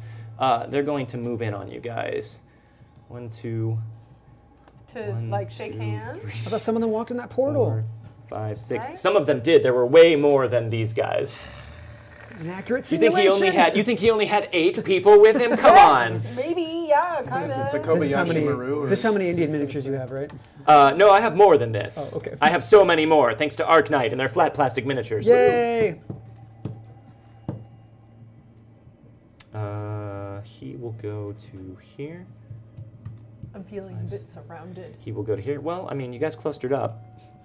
Well, we were We hanging were out, having a spirit vision. yeah, around a fire. So This triggers me. Claustrophobic. All right. Okay. So let's see. We got Howl here. Mm-hmm. This one's going to try and attack you, Howl. with smoke though, so it's not. Yeah, gonna with do just a smoke anything, tomahawk. so Don't worry. It's going to don't be worry fine. about it. He's going to roll his fighting roll. Okay. That is a 6. What is your parry? That wasn't a decent. It is a 5. It's a 5. It would have been an ace if it was on a d6. All right. So that's a hit. And he's going to roll some damage now. 6 damage. What's your toughness? 7. Okay, not enough to shake. So he comes up behind you and just sort of slices out with his tomahawk, but you feel it almost like it doesn't feel quite solid as it goes through your body, and you brace yourself for pain and then feel nothing. This one is going to try and take a swipe at Gabriel. That's a 6. I think that beats your parry, yeah? My parry is a 4. All right. Uh-oh, I aced. Oh, classic Jordan. That's 12 damage. Oh my god! What's your toughness? My toughness is 5. 5. Okay, so that is a success with a raise. So you would be shaken and wounded. Shaken and wounded, I am going to soak. Okay. Thank you very much. Make a vigor roll to soak. Vigor roll. This sounded like it was going to be a good song. So that is a 5. That's a 5? Because- Oh, because you used Elan. Because I get +2 when I use fate chips for anything. It's a very good edge. So you soak it, and you are not shaken. Yeah. This one's going to try and attack you, James. So I'm Or going to no, say I'm the sorry. way it kind of happens is like Yeah. it comes at me and I'm like, this is just a vision. And then I'm like, wait, he's so could get hurt in this vision, right? And I just kind of like duck out of the way. Okay. By the way, that guy did he move into range of me? He did move into Can range of you. I want to first strike him. You can first strike him, because that is your edge. However, But I don't have you any were more going to be hitting him weapons. with your bare hands. Okay, I'll do it You're anyway. a trained martial artist. Hey, that works for the one who's not Wolf Who Jean-Claude Leaps Through Van Damme. Fire. Yeah. Star Lizard? Starlet, that works for Star Lizard. Works for Star Lizard. Hitting with bare hands. Yeah, because he has bare hands. Bare hand. All right, so make your attack. What am I? So I'm You can make a rolling fighting roll. My fighting roll, but Your damage is just going to be your strength. Okay. Should you hit? Is Wolf that walks through fire here? He is not here. He's not here. Okay. Come on. What'd you I roll? rolled a 1 and a 3. It was a free attack, so I'm like, you can use a piece of cursed Spanish gold. okay, fine. We got lots of That's cursed Spanish. Ah, there's an ace. Yes! Yeah. 8. Yes. 14? 14. Yeah, that's going to raise, so you can roll your strength plus an additional d6 Yes, for I hitting this will. smoky native warrior in a sensitive spot. I got 5. 5. All right, so he comes in bearing down on you menacingly, and you just lash out with your hand, wishing for Mary or Scarlet. Yes. And as you do, you just misjudge where his solid body would be, and you kind of just punch through a tendril of smoke that was where his arm was, but is no longer there. Now he's attacking you. Oh, good. That's a 3. That's gonna miss, but I have this piece of cursed Spanish gold I just got, so I'll re-roll that. Jerk. That's a 2, though. Yeah, I'll let that stay. And then James, this one's going to try and attack you from behind. That's a 2. Wouldn't be fair if I didn't spend a piece of cursed Spanish gold. That's another Dang. 2. Look, see? Look, I'm not acing. I'm not rolling high. Those are That's misses. actually not the dice. The Yeah, die it's that a different normally die. is. Oh, fine. Okay, I'll use the other ones. No, don't use the other one. And I'm Yeah. turning in my card. It is your turn now, I'm just saying Rosalie. your dice are loaded. Yeah. That's all we're Can saying. I have the The templates? The templates? Thank you. Templates. Yes. I have the circle one, but I don't have the other one. But real quick, what are you going to use to activate any of these things? What do you mean, what am I going to use? Don't you need a deck of cards? I don't need one. Wait, do I? I don't remember. You feel a bit cut off from your spiritual deck as well. Okay, well, but I wouldn't know that. You do know that. I do. Oh. You can feel fine, it, I know but that. I need you to make a spirit roll for me. Okay. 4. 4? All right. So you go to produce your magical deck from the demonic space in between spaces that it occupies that you now know could be the hunting grounds, and you feel nothing. You feel so vulnerable and alone, but then you focus and you remember the way these natives formed their weapons out of the smoke, and you focus in on something that you can feel in your mind, and all of a sudden, as though you're pulling it from the smoke around you, you feel your cards come springing into your hand. Okay. So are you spending points or dealing? I'm spending points here. You're going to spend points. What are you doing? What are you activating? I'm activating 50. Well, you know what? I'll activate fear. You're going to activate fear. Yeah, that's what I'm going to do. I'm going to activate fear because I'm very confused. Okay, so spend your points and I make think your I roll. get more. Okay. Hold on. Now I need the other template that I said I had and have to find. Don't Here worry. it is, I You got it? Okay. Let me make sure I'm right. Yes, large burst. So I want to drop That'll it. get those 4. Yeah, right there. Okay. Sorry. No, we have no I idea. ruined it. They're like right here and right here, I think. It's hard to be sure. Sorry. We'll never We'll know. never know We'll for never sure. know. Oh. That's an 8. Ace. Oh, Oh, another ace. Oh my God. So I believe that- 16, 21. Blackjack. 21. Okay, so that is Seven. definitely a success with a few raises, so that means it is harder for them to resist, correct? Yes, I believe so. Let me double check. Guys, should I use my green dice for their resistance or my blue dice for their resistance? Blue. green Blue. dice. Green Always dice? blue. You think blue? Always No! He says Always blue. Doesn't- Why would you It say doesn't that? matter. He's Go going off to your ace food. on whatever Let's it is. let's prove our point. Is what I'm trying to say. Aces on No, the I'll board. use the green dice. That proves a point for you guys too. No, it doesn't. It's Yeah, it It's a- proves it's that a the green guts dice are roll. bad. A guts roll? And a -2 penalty to the guts roll if the caster got a raise. Okay, which So you did. -7. So they're making a guts roll at a -2. That is a 3. That is a failure. But And I feel like when she does on the it, green dice, she everybody. says, "Get away we from go. us!" Now roll it on the blue dice. This is it. Blue dice. Bliss. This is it. Oh, come on. No, he would have Whose aced side on the are green you die. on? See? it's a 3. It's okay. We're That completely misses. wrong. He would have He- aced on the green die. He One made more. that happen. One more. No. Just one more. But Let which him have die? it. Get away. Oh. 7 minus 2, that's a 5. So they make their guts roll. I blame you. So your cards spring to your hand, and you find a joker in the middle of your hand, and you throw it out onto the ground, and your laughing joker comes springing out of it and leering over all of them. But it's almost like they don't even acknowledge it. I don't want to have to hurt you, but you have to get away from us. They just continue to bear in on you with their blank white eyes staring as they start to slash with their weapons. Okay. Well. I had to use a lot of resources to not have them be affected by that, though. You guys are in a better spot now. It was still a good call. All right, hand in your card. It's dead. No, there it is. Next up is James Bogue. You have no weapon, James Bogue. James just starts laughing, almost maniacally. Okay. He's just like, and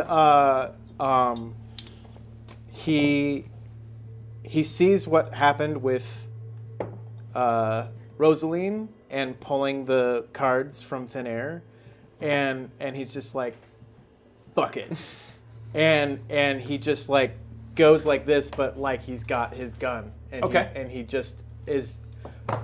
He's almost a thrust of a fist, but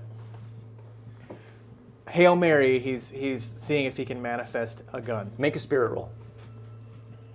I really want to give you a +2 for just the way you described that. So I'm going to. Oh, Add a spirit +2 roll. to your spirit roll. Okay.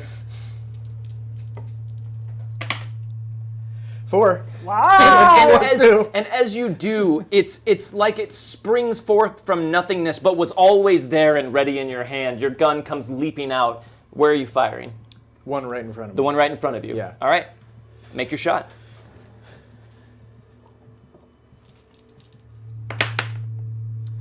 A 4 and a 30. 4 and a 30. Well, I'm not moving, so that's going to be a marksman. So Oh yeah, so you're adding +2 to that. Yeah, so okay. that's 6. That doesn't really matter much. You're trying to hit his parry in this right. close of a range. Yeah. And a 6 is not enough. 6 is not enough. You got to re-roll. You could also add Okay, a d6 to your roll. Oh, right. If I use a red or a blue, right? Mm-hmm.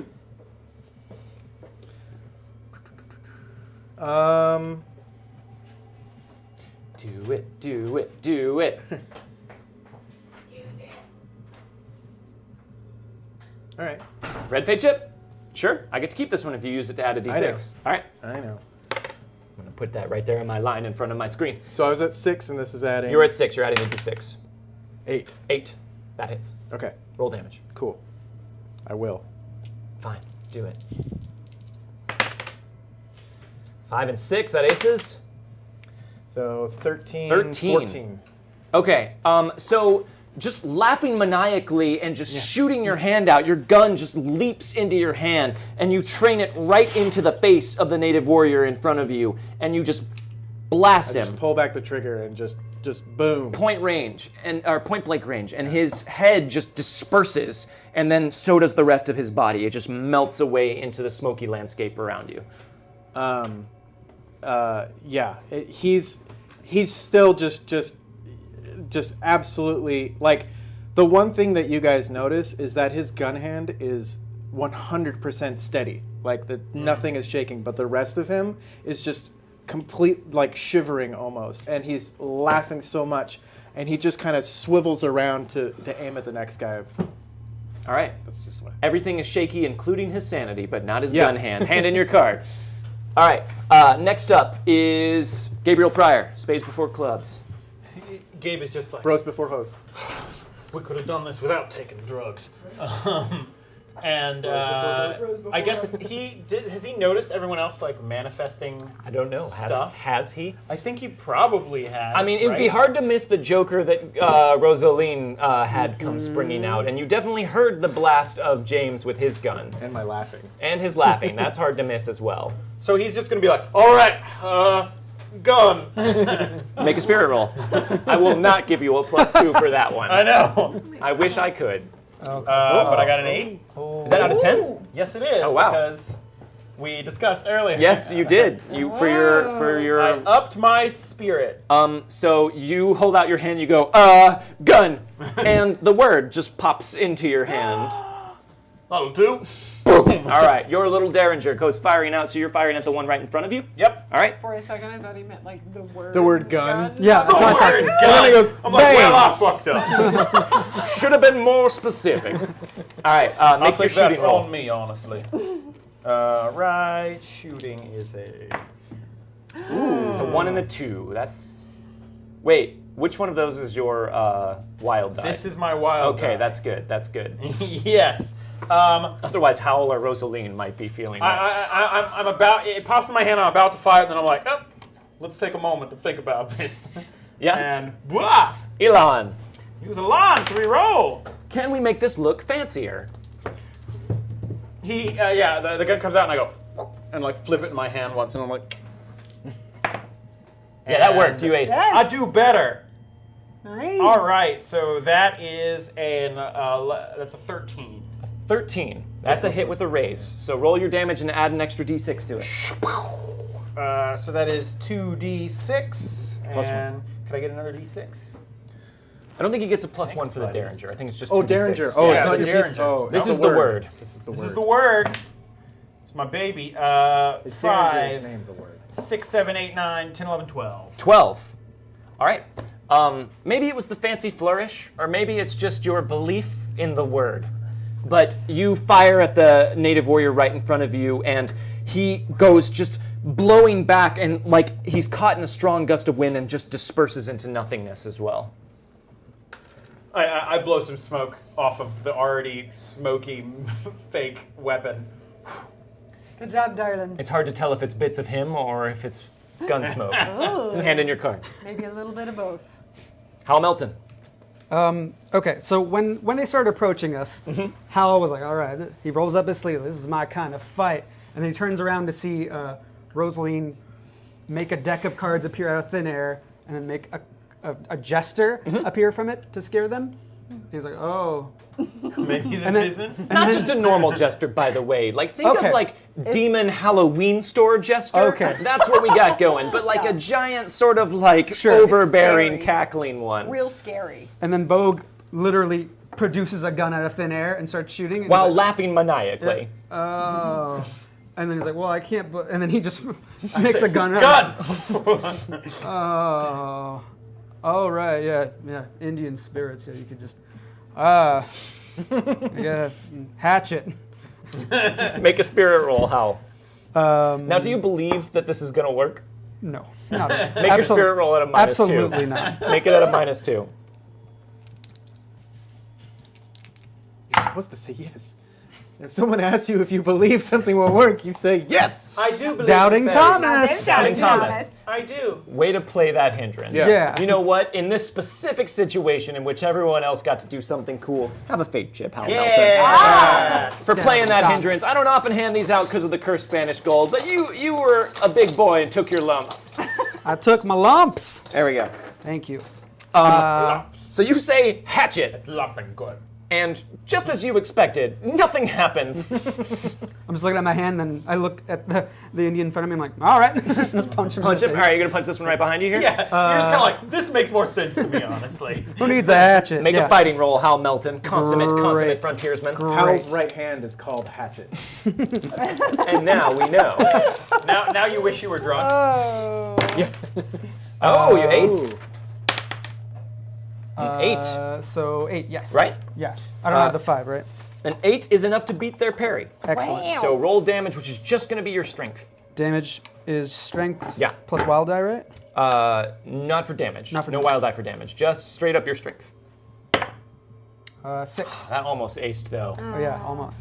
So it was a you D6. just rear back with your trusty fist and just go plowing right into him. But again, it's like you misjudged his placement. It's almost as if they're sort of wavering and changing like a mirage in the smoke, and you just feel your hand pass through this cold area, but nothing seems to happen. I don't know. How did you all do that? Hand in Not your card. sure. There's no time to talk because now it's time for round 2 of combat. Joker James for Bogue, us. 2 of spades. That's not the sort of not thing we interested. think about, Hal. 3 of hearts, not Doesn't it interested. matter? Yeah, you're quick. Wow. 4 of clubs, not interested. Are you just going? You're counting Yes, up. this is great. 8 of hearts. Oh my God. That's deck fanning right there. Right? My Yeah. God. 2 of hearts for Oh, Gabriel fuck. Crier. Didn't fit it enough. Come on. 10 of diamonds for Rosaline. right. Hal Melton gets a 6 of hearts. And the native warriors get a 2 of diamonds. So many twos. So, first up is going to be Rosaline. All right. This is almost the same setup we had last time. Yeah. You, me. You guys switched. Yeah, around. it is. You've attacked us. That was a mistake you made, and she's going to. She says that, but she's kind of like. She doesn't sound super confident. Sure. Is what I'm saying. It's kind of like, do they even understand us? Yeah, she's just. We're not heavily sure. Haha, She's- smoke monsters in a weird landscape. Basically, she's mostly responding out of like cornered animal defense feeling. Like that's her energy right now. Sure. Yeah, 54 card pickup on these guys. All right. She's Spend gonna your use points, yeah, and she's- make your roll. Spellcasting roll. Does this include the instructions card that's in a deck of cards that tells you how to play different? No, it Maybe includes 55 it includes both jokers. It's a 6. Yeah. It does, yeah. It's a 6. Or not one joker and an order form for a bicycle game. And she is casting. A 6, because that is a This one success. attacked Gabe, so she's going. That one did attack Gabe. Remember we This way? bought that cool looking Pharaoh deck and it didn't have jokers? I do remember that. Oh yeah. That was such a bummer. I guess this way. I can't like really get. Well, a hold handle on, hold on. your Let's see, because you've got to center it on you there. Right. So you're trying to get those can get guys. those two. Okay, yeah, you won't catch Gabe or Howl in that. Okay. Well, I was trying to catch that guy, but I don't think I can. Oh, come on, don't be greedy. Oh, I'm quite greedy. So though. you rolled a 6 for your roll. I did roll a 6. Okay, so they have to make an agility roll that Yes, they beats that do. 6 to get out of the way. Uh huh. All right. But they don't. They just don't. They're incapable of They do not. making it. They do not make that roll. Should I I'm spend gonna use No! No, I'm gonna use my Curse Spanish Gold to re-roll that? roll it. Why? We have to test every iteration here to make sure we know. Roll damage. Okay. That is 12. 12 damage. All right. So you say that more confidently than you feel, but all the same, your cards spring to your hand, and then shooting out of the nothingness, they come out like a torrent, just firing off in a cone in front of you, and they just rip these smoky creatures to shreds, and then the cards just disperse into the smoke as well. These two are gone. She kind of like looks at the others like, Hand in your card, Rosalie. How the hell? What? Next up, hunting grounds. How- James Bogue. What does that mean? He's still just. And he turns from the one he just shot. Well, watch and out, turns, Bogue. He turns behind him to the one. To this one here? To that one, and he just takes another shot. All right. Make your shooting roll. Crazy James Bogue. Crazy James. He's Crazy he's like Coke this. Yes, Coke. he exactly wanted to be in another fight right now. Right. It's a 7. 7. That is enough to hit. Bogue is one Coke short right now. He's operating on 1 Coke right now, guys. Woof. Ooh, aces. It's Nice. 11, 13, 14 again. Nice. 14. Wow. All right. So, still laughing gleefully, you turn from the vanished corpse of the one that you shot in the face and just spin around to the one behind you and blow that one's head off as well. And it disperses, and the smoke just falls to the ground. The laughing just gets even more intense. It's almost like he's bloodthirsty right now. I feel like. Okay. Well, I'm especially- glad to hear that one of us is in a good mood right now. I'm definitely kind of like side-eyeing James since I'm right next to him. So, But I'm focused on these guys. sure. Yeah, there's a lot to take in right now. You have now cleared the natives around you. Would you like to move? You can move without taking an attack at this point.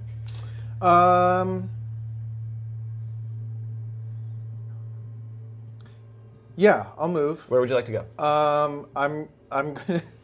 I'm gonna this guy right here. Okay. I'm just gonna move right up to like. You're gonna run right up next to him. Right up to him. Yeah. Okay. Yeah. All right. So you just make a beeline for him without barely even pausing to register just- that you've destroyed just the one boom, behind you. Boom! And then walk up and just straight up. You're Just going right- full on Wyatt Earp when Yes. he's crossing the river in Tombstone Yes. right now. Yes. I love it. Hand in your card. Next up, Howl.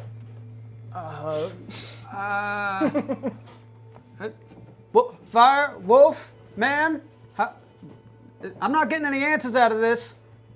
Hello? There's no response but the whistling of the air as this one comes in to try and slash at you again with its smoky knife. Doggone it! I'm gonna take a punch at him. All right, do it. Make your fighting roll. What's your language? Doggone it. There are women present. We like that. That's a 4. That is not enough. Damn. Would you like to reroll? No. There's Curse Spanish Gold. You have fate chips. No. Okay.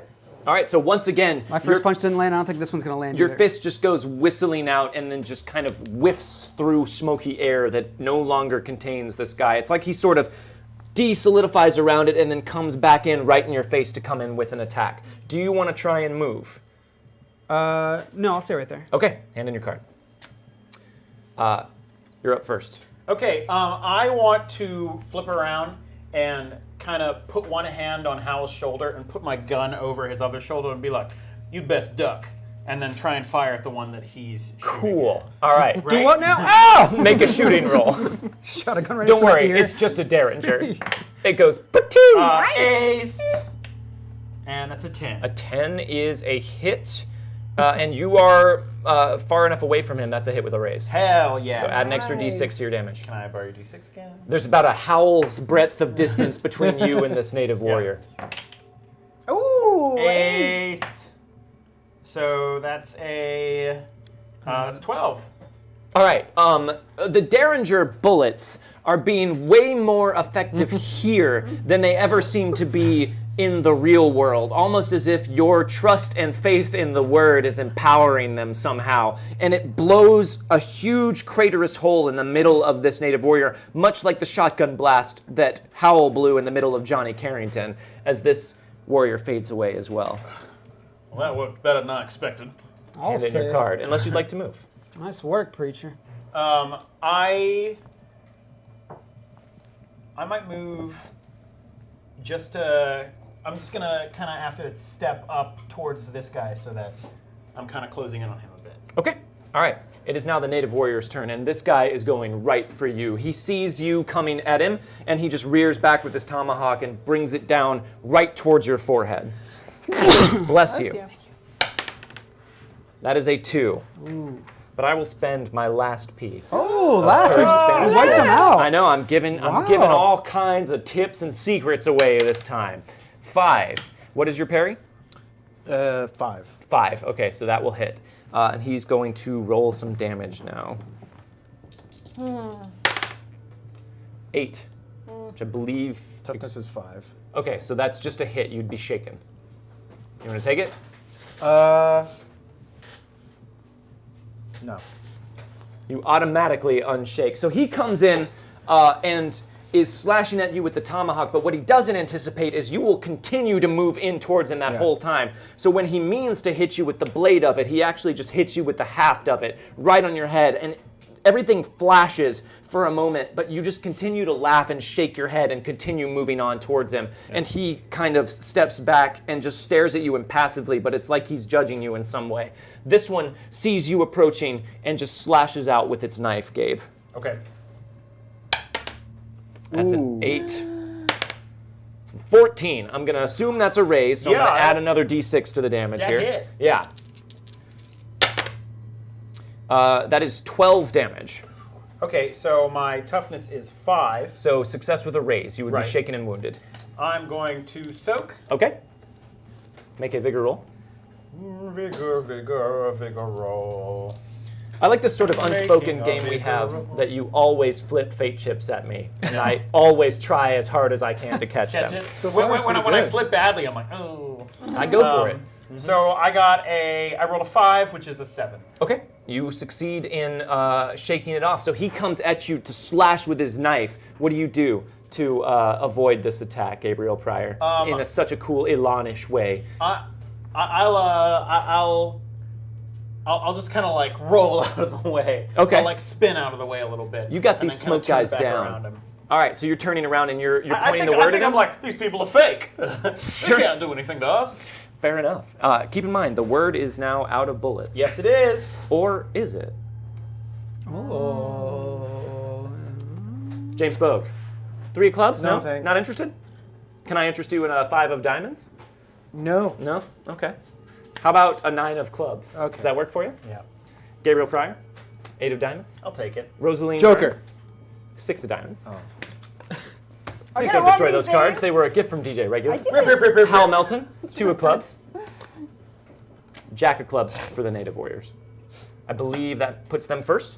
Yes, Yes. sir. This one is desperately trying to stop your advance, James, so he's going to slash at you again. That is a 4. Parry's a 5. I have all of these. I'm going to add a d6 to it. Well, that's 6. Okay. So that'll hit. Thank you, Bandana. Bandana Girl. Thank Thank you. you. Thank you so Bandana much. girl. Damage. For the 10. 7. And your toughness is 5? 5. So that will shake you. Yep. I'll roll a vigor roll, right?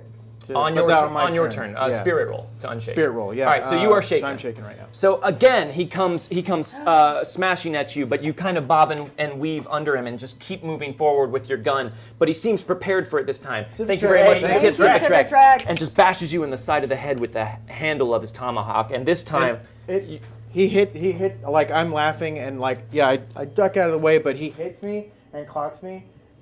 And my gun is still up, and I just turn like with this just crazy grin on my face, like, "Oh, you fucked up now."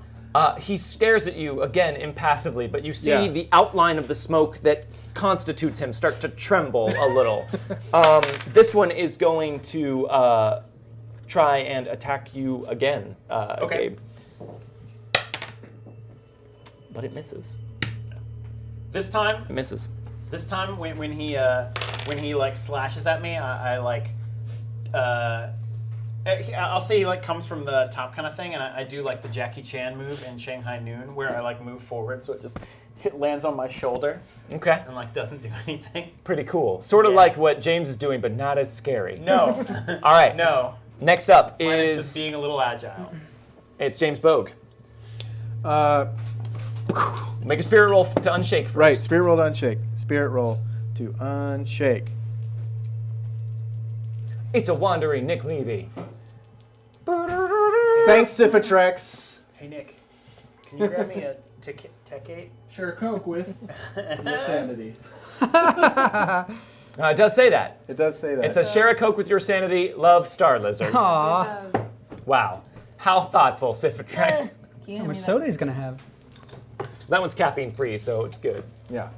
A lot of sugar. Oh, it's an 8. Oh, look at that. That one is your, you're unshaking. Okay, No. yeah, you absolutely unshake. Okay. So now you can take your action like you would like to. Great.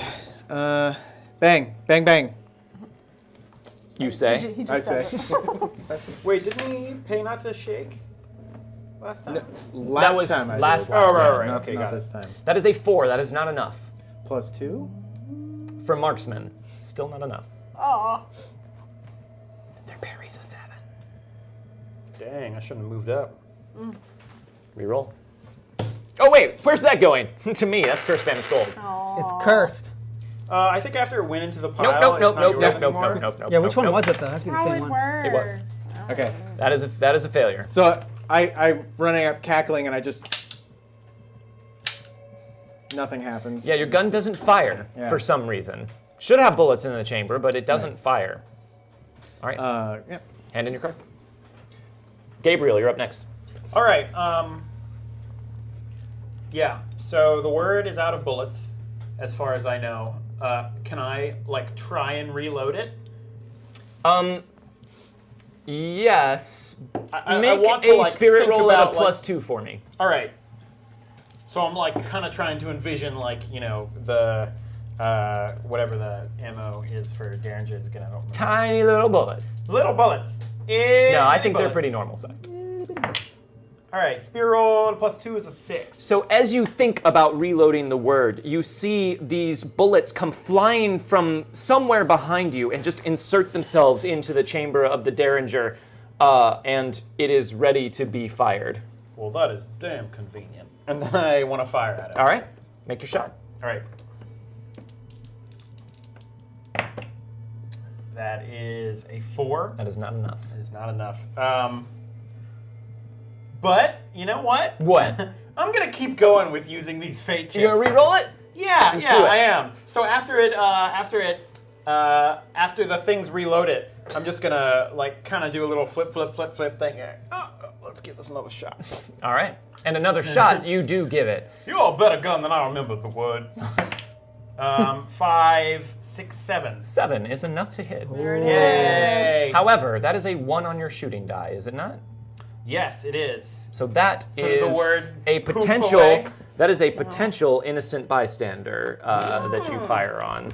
So let me just check that out real quick here, because I want to make sure that I don't do this wrong. There are no innocent bystanders. No, there is though. Right behind you is Rosaline. Yeah, but she's not innocent. That's true. So it'd be me. She is the only other adjacent character, so actually it hits Rosaline. What? He just straight up hits me? It's So I'm like flip. Oh! yeah. You got let me finish shooting this guy. Careful! you got a little bit too enthusiastic with it, and as you were flipping it, it fired over your shoulder at Rosaline. Roll damage for me. Wow. This has never happened before because you guys always re-roll ones. So that's a 4. That's 6. You're Oh, rolling you're damage. right. You're right. It's a 6. 6 damage. What's your toughness, Rosaline? I believe my toughness is 5. Yep. You are well and truly shaken by Gabriel suddenly firing on you Okay, I'm without gonna use warning. bullseye to double the damage of a. What sort of horrible person? I didn't do that. We're having a fight. We are not cool right now. It was an accident. Yeah, that was a really cool looking accident. You accidentally fired at Rosalie. Oh! Gabe, Wolves! And in your car. Uh, Rosaline, you're up. Unless you wanted to move. I can't recommend that. Between. Oh, I guess he would get an attack on me, right? No, not if you move in between, like just to that spot. Yes, I'm you're just still gonna in move. melee with him. Yeah, that's what I'm gonna do. All right, there you are. I have to unshake. You do have to unshake. Sorry. You did it though. I You did it. unshake. Oh my Whoa, God. you super did it. I really unshook. You super I unshook. 16 unshook. You Good unshook, job. and you gain 2 extra pre-wounds. Wait. Pre-wounds. Yeah. Oh yeah, I 10 like hit it. points. This isn't the first time Gabe's accidentally fired at you when practicing a cool gun move. She glares at you. It's much better than the knife throwing act they used to do. Right. You got to practice to have as much elan as Gabe has. It's a missed gun. I didn't think it could hurt you, honey. And she's going to step right here and punch this guy in the face. You're gonna punch him? Yeah. Wouldn't it be easier if you had Mary or Scarlet? Yeah, it would be. Oh. Do you want to make a spirit roll at a +2 Yeah, since you're starting to get the hang of this? I do. I do. Spirit. 7. In fact, wouldn't it be easier if you had Mary and Scarlet? Yeah. And they both leap into your hand. Less leap as so much as they just meld from It's just nothingness into your fists. Your closed fists sprout 2 knives, Mary and Kind of Scarlet. Psylocke style. Kinda. And you can make your 2 That attacks if you feels want. much better. Lots of X-Men references. Yeah. A lot Right? of X-Men references. All No, right. that was pre-streamed. Yeah, I guess some of them were pre-streamed. It Sorry. was, yeah. Whoops. Fighting. Patreon backers. Well, no. you won't. 6. So this is your first attack? Yes, my first attack. So the second would be minus. At a -2. So this is a 6. A 6 is a miss. Okay. So my Just next. ace. Okay, fine. Second attack at a -2. Ah, That's an ace. There it is, baby. yeah. 11 minus that's 2. it, That is yeah. a hit. That's a hit. Roll so damage with it's just kind of Scarlet? Or Mary is your Mary. offhand knife. Yeah. So I kind of come in with Scarlet and miss, but then I land the second one. Yeah, you know as Right he goes here to in the dodge shoulder. Scarlet, you come in with Mary right into his shoulder. So roll your I damage. planned that. You did. Scarlet stabs me in the shoulder. Yeah, and I'm just like, Oh, accident! Oh, my bad. sorry. Damage is strength plus d4. 6. 6 damage is enough to shake. Yeah. So Take that. he seems kind of taken aback by the sudden onslaught of the knives that have appeared in your hands and seems caught off I guard. feel a little more confident now. Oh, good. Turn in your card. Hal Melton. Okay. So how? I mean, I know we're laughing a lot here, but to him, this is easily probably the scariest thing that's ever happened.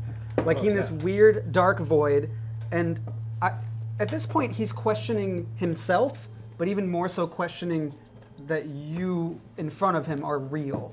Because looking at you, I see James laughing maniacally, shooting at point blank range these Indians, and Gabriel just actually shot Rosaline and was like, what's happening in front of me? So he just kind of looks at his hands, and can I forcibly make a guts roll? Can you forcibly make a, well, yeah, and also I think chat is recommending a guts roll for Howl as well, so I think it seems like you and chat are It aligned. worked out. Make a guts roll, Just Howl call me Melton. Mr. Guts. No. And We're let's not see. gonna call you that. Well, okay. Oh, sorry. I was gonna potentially assess a penalty, but let's not, because we didn't before. I mean, you could. There's no less horrific things happening now than earlier. You're just a bit shaken up. But you rolled a 5. Doubting Thomas, though, is this a fear roll or is this a guts? So is This fear is not. different than guts? No, it's the same, but Doubting Thomas I don't think has any mechanical... It does. It's -2 to fear rolls. When you're... Is that?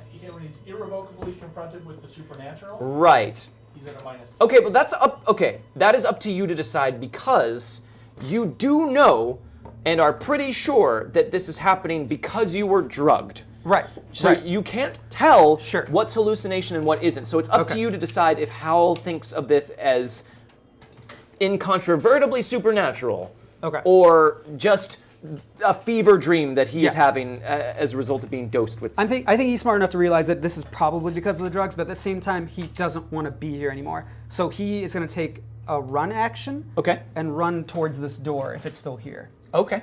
And So you got to roll a roll a run die. Now you have a higher pace. You're I fleet-footed. have a pace of 8, and my run die is a 10. is a D10. Okay. Wow.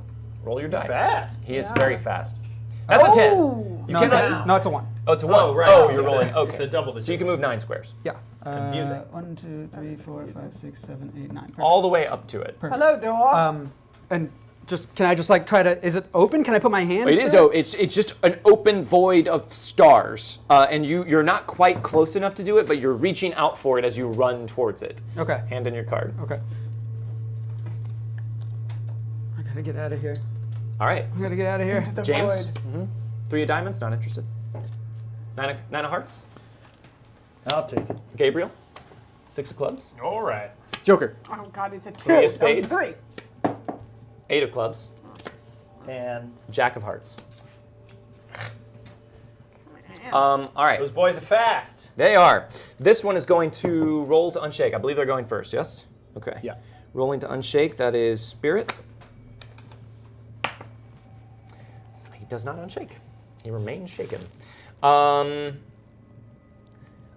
he sees you running for the doorway, and he turns to run after you. And moves up right next to Wait, you. when he However, leaves? both of you get a chance to make an attack on him. Okay. So who wants to go first? You can do the honors. Thank you. I will attack with my knife. Okay, just one attack. You Yeah, I can't do figured. your full attack. Oh yeah. 10. That's a success. Roll damage. Yes.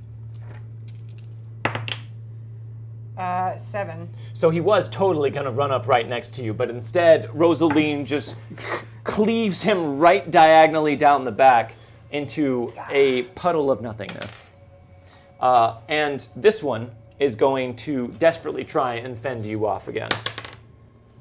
7. I think that hits, right? 8 damage, which just shakes you. All right. This guy is getting a bit desperate trying to fend you off, but all that he seems successful at doing is just stopping you very briefly. No. Yeah, that's all for them. You're up next, James. All right, I roll to unshake. All right, make your vigor or spirit roll. Oh. Yeah, you nailed it. Oh, yeah. All the aces. Okay, wow. So 23. So I Yeah, we'll take that away. And It's like it never was there. I take a moment to kind of look at my gun, and then look back at him, and then right back into it. Okay. There appear to be bullets in the chamber. Look at those Ace aces. both, an 8 and a 6. And an 8, both aced. Wow. 12? That's a 12. Yeah, that is a success with a Yikes. raise. Yeah. Roll damage with an extra d6. Thank you. That's a Wow. that's a 6. 6? Yeah. That's Yeah. enough to shake him. So you blast right at him, and he kind of swipes down with his tomahawk to hit your gun, and it lowers and just kind of blows one of his legs out into nothingness. But he seems somehow to be able to remain up in front of you. Hand in your card. Howl, as you get close to this doorway and you reach out your hands to run through it, desperate to just get out of this somehow, wherever it is, you see 2 red pinpricks of light in front of you. And they seem to be getting closer and closer as you get closer to the portal, and you stop just shy of it as they come out and suddenly solidify into the black, smoky form of the leader that was chanting. And you see that his hands are just covered in what looks like splattered black liquid that just drips off of them, and he's just right up in your face. He's looking at you, but also not looking at you. He's taking everything in around him. And behind him, come more of his warriors, and they come kind of stepping out so directly and forcefully that you feel yourself sort of just walking back a bit, and all of their hands are stained and dripping with just this black viscous substance, and they all kind of stand out, and all of you sort of start to walk back. Even you, James, this spectacle is a bit intense. And the one in front, the leader, just sort of looks at his hands and then flings them down to his side and just reaches back his head and screams up at the sky. And they all start doing it at the same time. And the sound just kind of crescendos up louder and louder until suddenly everything vanishes. Guts roll? Yeah. Make a guts roll, everybody. All right.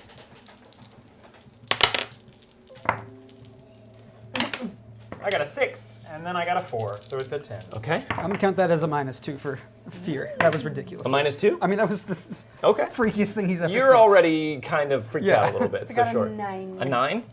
6. With doubting 6? Thomas. So 3. 3? Yeah. Okay, so that is a failure. Ooh. So I need you to roll a d20. Wow. Okay. There is a D20 roll. You guys have made this before. Very Yeah, we have. once or twice. 11. An 11. It was bad, though. Yeah, it's very bad. How you are panicked. Okay. Wait, did you were guys do this in the all- haunted house thing? We might have. Yeah. We had some guts. I don't think we had any guts rolls in the haunted house, but we You had did. some in. The very first episode of this season, you made guts rolls against the figure right. up on the mesa. That's what. Yeah, that's what I was thinking of. okay. You are panicked. You were already starting to panic, but now you are gameplay panicked. So you are running as fast as you can in the opposite direction of all of these spectral shapes. Or you would be, but now there's nothing but blackness around you. You can't see anything, and you just start freaking out and running in whichever direction you can. But everywhere you run is just more empty blackness, and you're screaming and shouting out, but all you hear is the echoes of your own cries coming back to you. You can't see any of them. You don't see anything. All you are focused on is just trying to get out of this, trying to get away. And then you feel from nowhere just these two very strong hands kind of clamp themselves down on your shoulder.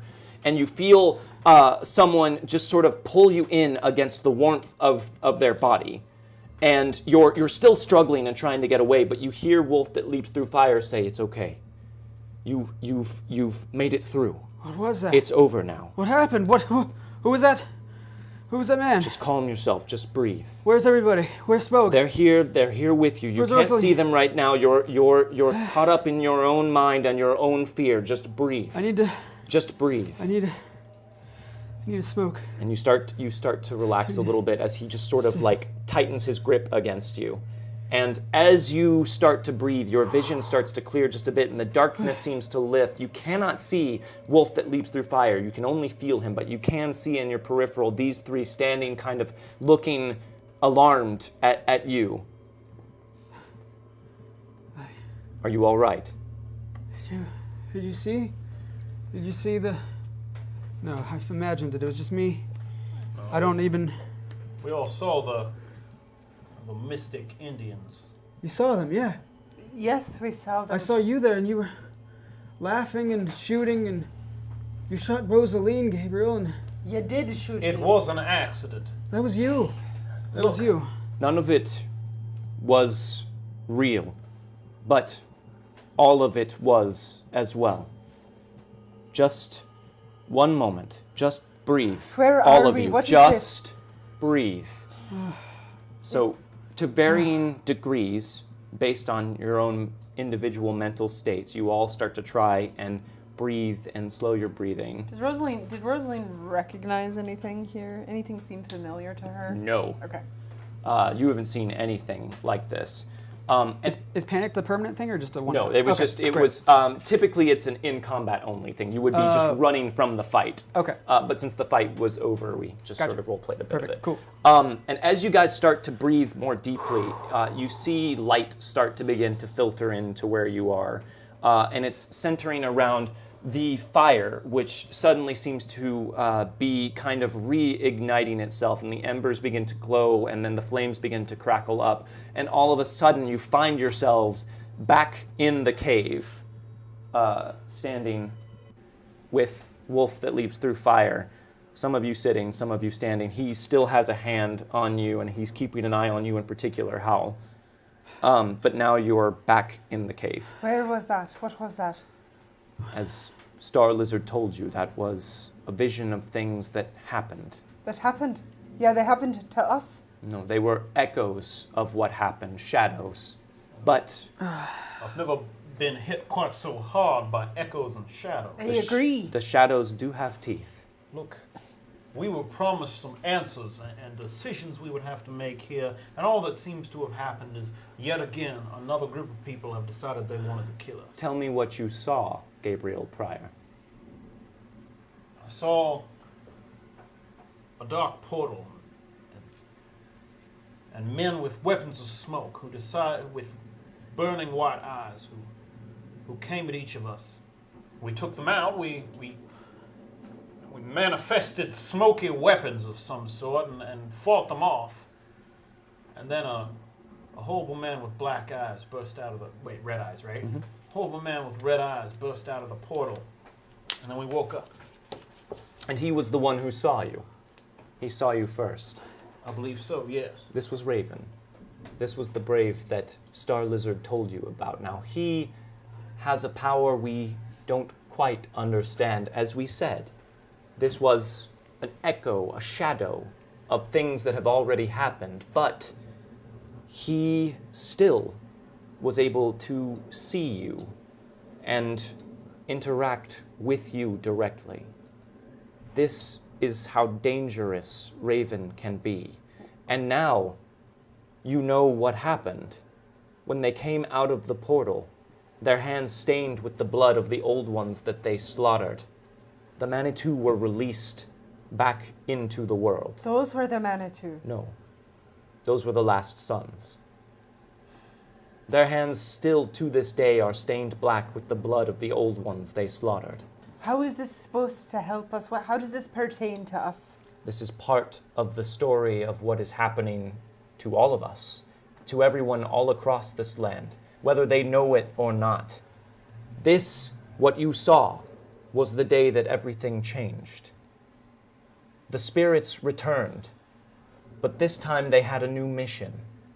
Not to destroy and cause chaos, but to cause subtle, patient, sneaking fear, and take that fear back to the hunting grounds, back to the Deadlands, back to their masters, who wait there and feed. This is known as the Reckoning, and the masters that they serve are the Reckoners themselves. Well, how do we fight them? There's much that Star Lizard and I don't know, but perhaps he can tell you more. Please, wait here. Do you have water? Probably. You guys had packs that you There's brought water out with on you. dot, yeah. Yeah, you probably Yeah. do have some water. Yeah. You'll need to drink and rest yourselves. It can take a lot out of you. All right. Okay. I will be right back, and Star Lizard perhaps can tell you more. Okay. As soon as he leaves, Gabe gets up and sort of like paces around the fire a little bit. Yeah. Just like, how is it that we know that what these visions that they are showing us are true, for any given value of true? Well, we don't. We either have to choose to believe them or we decide that they're full of shit. Well, it seems to me that when you have to put drugs into someone's system and then claim that some ancient being that happened years ago can fight you in some magical nether space, that there's certainly room for doubt. Well, of course, but you were there. We were all there. We were all there, but we all inhaled the same smoke from this place. We did. I've seen how people can have mass hallucinations and mass hysteria from things like that. We've accidentally made it happen ourselves. True, but you've also seen what I can do. It's true. not a hallucination. Well, the things that you've done have never tried to leap from the earth and create horrible lands of fear and terror, have they? Not at you. As you They've guys, done what we asked them. as you guys are talking, Bogue just takes off his hat and he takes off his coat and he just goes outside with the rain like pelting down on him, and he just breaks down and he falls down to his knees, and and he's just like, I can't do this anymore. Something's not right. I'll go out there after him. James, what is going on? This is not like you. I can't kill anymore. This is too much blood on my hands. I cannot control myself. What do you... It's dangerous to be around me, Rose. It's not dangerous to be around you. You know how to take care of yourself. I'm not afraid. I can't protect you, though. You don't have to protect me. I can protect myself, you know that. There's just too much going on right now. I know. And I can't trust people. If I can't trust Gabe, and I know that you guys are connected, but I don't know what can happen. And with people coming back, from the grave, we're fighting ghosts, Rose. This is insane. I've never had to do anything like this, and I don't know how much more I can do. What is the other option?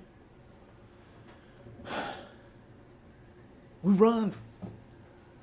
It seems like no matter where we run into this. It seems to be following us, just like they were saying, just like Howell said, just like we've said. Wherever you run, you'll find much worse than ghosts, James Bogue. Star Lizard's now back in the cavern, just regarding both of you. What do you mean by that?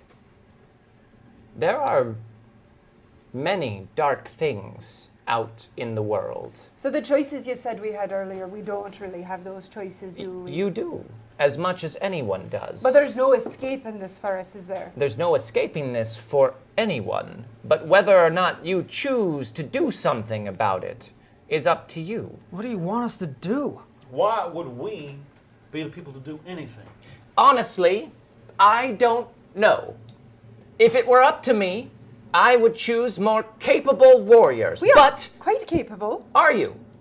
All of you are talking about fleeing, leaving, Rose, running. He's right. I mean, I believe that you are the most capable person I have ever met, and I think that I am certainly up there in terms of ability to handle myself. But when it comes to ancient terrors that are trying to turn the world into horrible zones of apocalypse, I do not think we are the people that are who you should rely on to save the world. And yet, the spirits say you are. Why? Perhaps I would not. question who gave the spirits the information. That I do not know, Gabriel Pryor. Perhaps you are not meant to be the saviors of the world, as you say, but perhaps there is something that you can do to forestall its ending. Well, what do we get out of it? What do you get out of it, Rosaline? Yes. You get to live. Oh, I see. So it's either we do this or we die. Well, we all die. You know what I mean. I do. Stop speaking riddles. Do you know where my wife is or not? I stayed for answers. You haven't given me anything. You haven't given any of us anything. We I don't know believe I'm with anything. Milton on this one. I We am were too. promised a certain number of answers. Gabriel Pryor, you profess to know about the Bible, but what do you actually know about it? What do you know about the book of Revelations? Probably nothing. I know the gist. What do you know about the four horsemen Four of your horsemen of the apocalypse? apocalypse, famine, death, conquest, and I think it was conquest. famine. War and pestilence, as they prefer Conquest to be named. is conquest and war are interchangeable. It depends on what version of the Bible it is. You're are not working. fooling anybody. You're not a preacher. What? Wait. Well, my congregation begs to differ. But I guess at this point, what is the point of keeping up a ruse? No, in fact, I am not. And that just makes it even more clear that I'm not the man that spirits should be bringing in to stop said apocalypse from going on. The spirit's ways are their own, Gabriel Pryor. Now, I asked you this question for a reason. War, death, famine, and pestilence. These are the four horsemen of your religion. Yes, and then there's a beast and an antichrist. And Unimportant in this case. The reckoners are the ones who are behind this, and they have grown strong by attaching themselves to the beliefs of the white man and styling themselves after these 4 horsemen. Now, they live in the Deadlands. They cannot yet walk upon our world. It must be prepared for them. Prepared how? The Manitou exists to create fear. This sustains the Reckoners, makes them stronger. They give some of that energy back to the Manitou to create monsters, which create more fear, which they feed the Reckoners with. Do you see the cycle? Can we just control the Manitou? The Manitou cannot be controlled, I do Miss all Burns. right. This is something I'm finally starting to understand. They use the religion, they use these fears that we've built into our own society to work at us. Have you noticed anything strange about your town of late? Everything is strange about our town. It Every seems like goddamn it thing. was that way before we got there. But do things not seem different now? Do people not seem different? Are things not quieter and darker and more There was suspicious? There was something of an incident recently, and people have been recovering from that. There are always incidents, Gabriel Pryor. This is how they work. The more fearful the people in an area grow, the stronger their presence there becomes. Once they have created enough fear, they have the energy to literally transform an area into a dead land.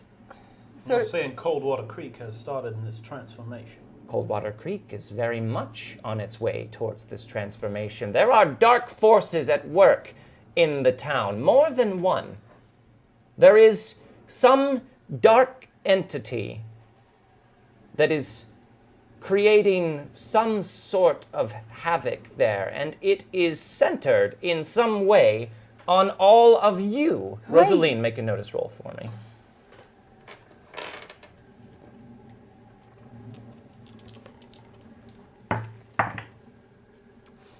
Two. A 1 and a 2? Okay. I want to re-roll it though. Okay. I want to notice.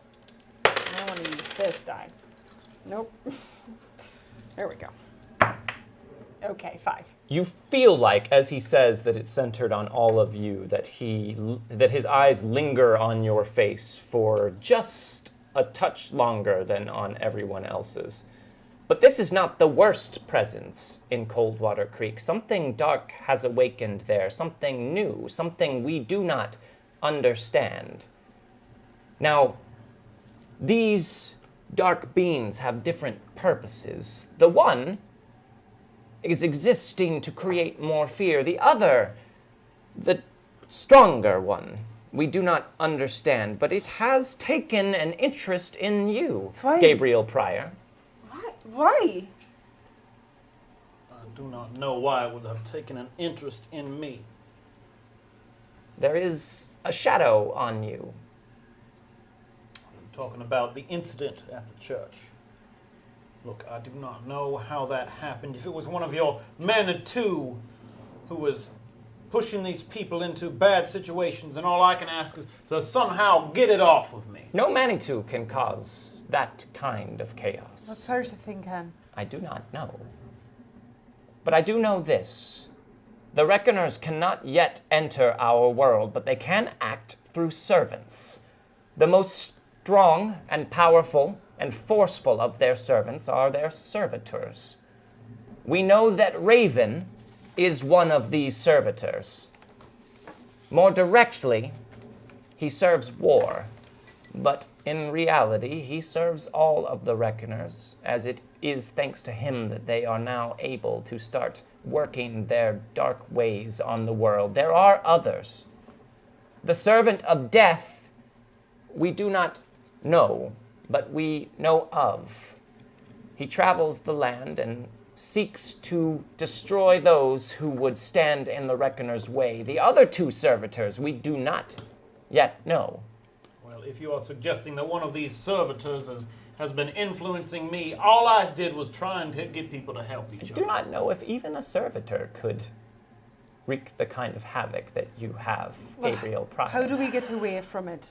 How do we stop it? There is a way to undo, however briefly, their hold on the world. People need to know, and people need to have hope. If they see that these creatures, these abominations, can be destroyed, can be fought against, they might not be as fearful. If you are able to destroy a strong enough creature causing fear in an area, and you share this information with the populace, there is a chance that you could fight back the fear. How do we share information like this without getting killed by the town? Well, what's another tall tale out here in the untamed lands your people seek to colonize?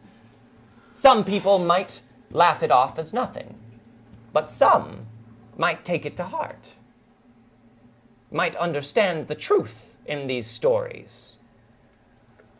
How can I tell people any sort of tales or do any sort of good when every word that could come out of my mouth could be a disaster? That is something for you to figure out, Gabriel Pryor. But perhaps, since you did look for answers, I can give you a few more.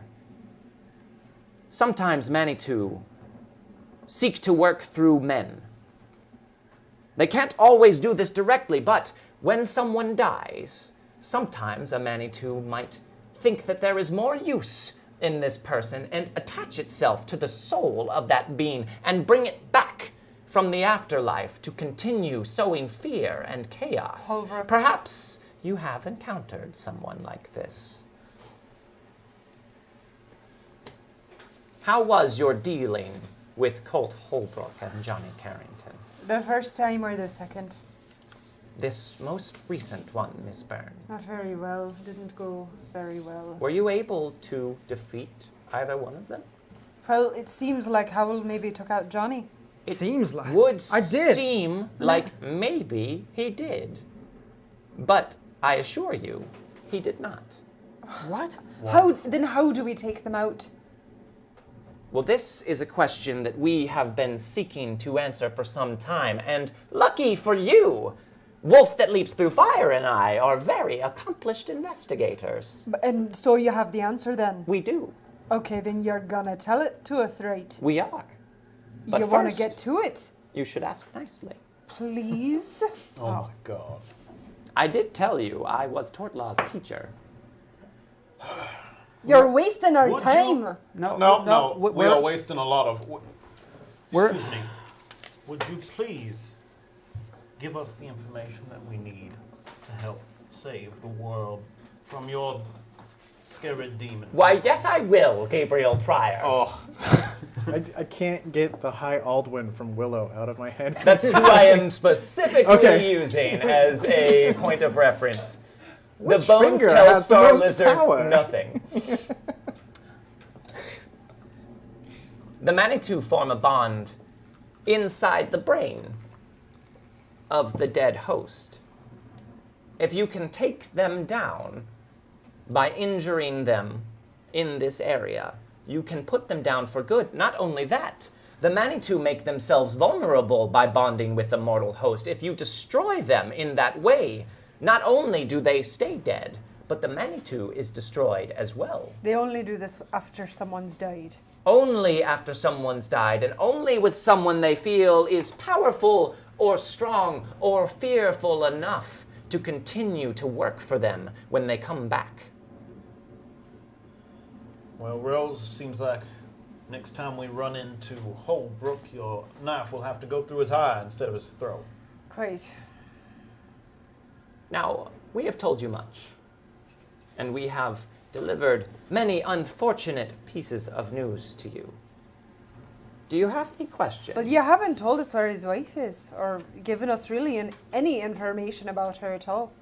Howell Melton, we do not know what happened to your wife. You could have said that an hour ago. I What? promised you answers, Why am I here? but not to anything in particular. Howell, I do not know. Before, the wind was silent on the subject of you, but suddenly it began to speak, and it invited you into the conversation. Now, Howell, I do not know what happened to your wife, nor do I know anything about the people who took her, but I suspect that they are in some way related to the larger events of the reckoning, as I suspect that to be the case with the Baron you seek, James Bogue. We do not know this man, but we have heard rumblings of someone, a self-styled Baron, who seeks to perhaps advance some aspect of the Reckoner's plan. Perhaps in seeking him out, you will also be helping to save the world, as Gabriel Pryor so bluntly put it. So you're saying we walked right into this then? Walked into what? This being these people who have to do all of this. You have, I see no connection here for you, Rosaline Byrne.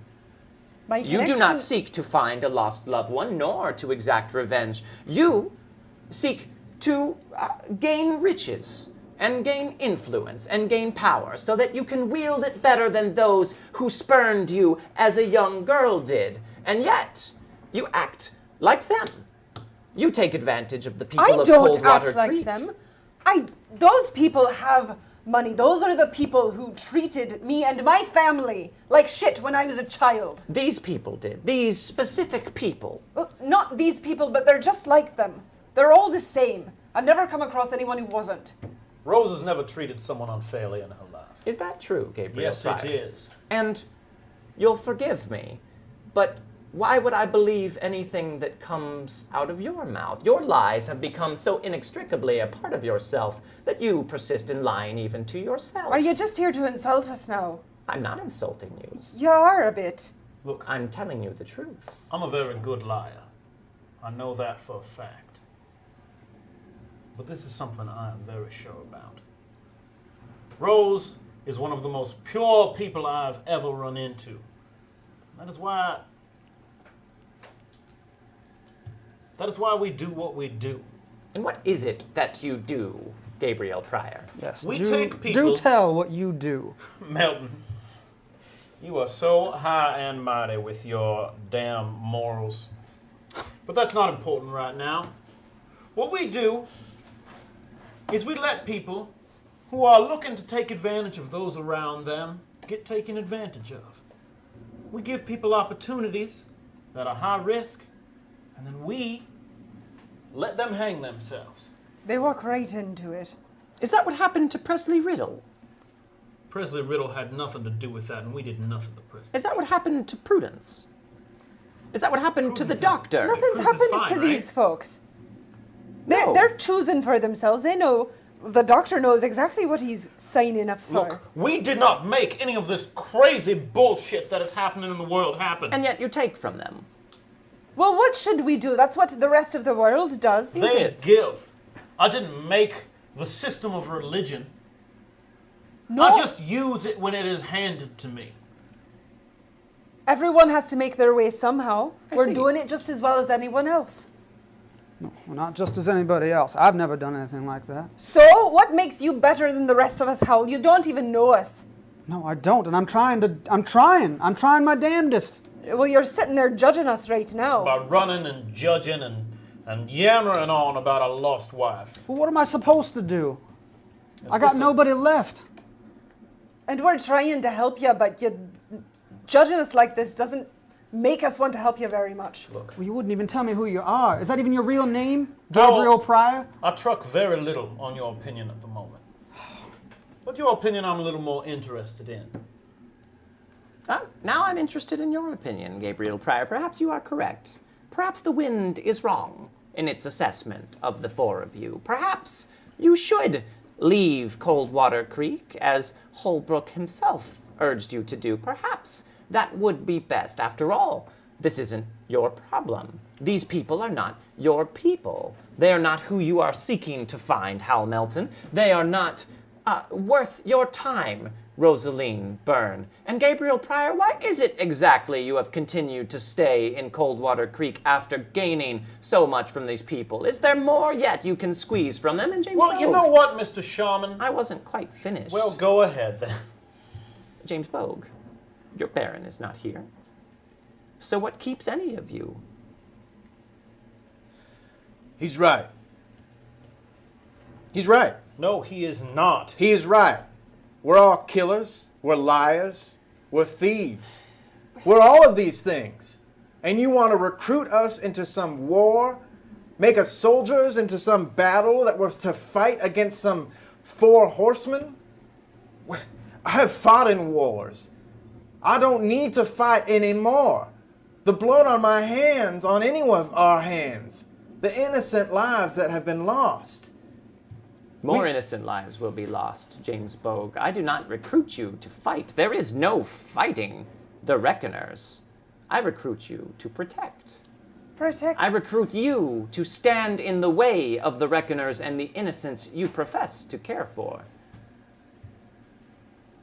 What can we do against creatures like this? Your part.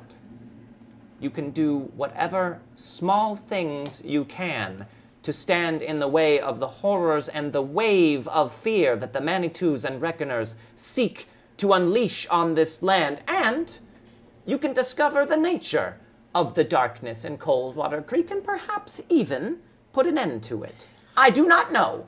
I am not the wind. I think you know more than you're saying. I would agree with that. Revelation. Revelation? Yeah. Jordan's like, oh no. I realize critical information when confronting some obstacle, Okay. such as the answer to a riddle or a cipher. Okay. We're a rude shaman. What? Jordan's trying to figure out some information real quick right now. Well, what specifically are you wanting to know more information about? I want to know the connection. Okay. I know that Coldwater Creek is being prepped as a deadland, but I want to know why us 4 are here, and specifically what this has to do with the Baron. Okay. Okay. So you say that you feel like he knows more than he's saying. Yes. So, listen, Star Lizard. I don't know. The things that you are speaking of are things that are clearly beyond our comprehension. They are the things that you have even shown us tonight are more than we have ever seen before. And what you're saying is that Coldwater Creek is some crux in some grand scheme of evil versus good. And we are here to stand and protect against that. All I'm here to do is stop the Baron from killing anymore. And all I feel is that I'm getting further and further away from that. So you tell me why I'm here and where I can find the Baron.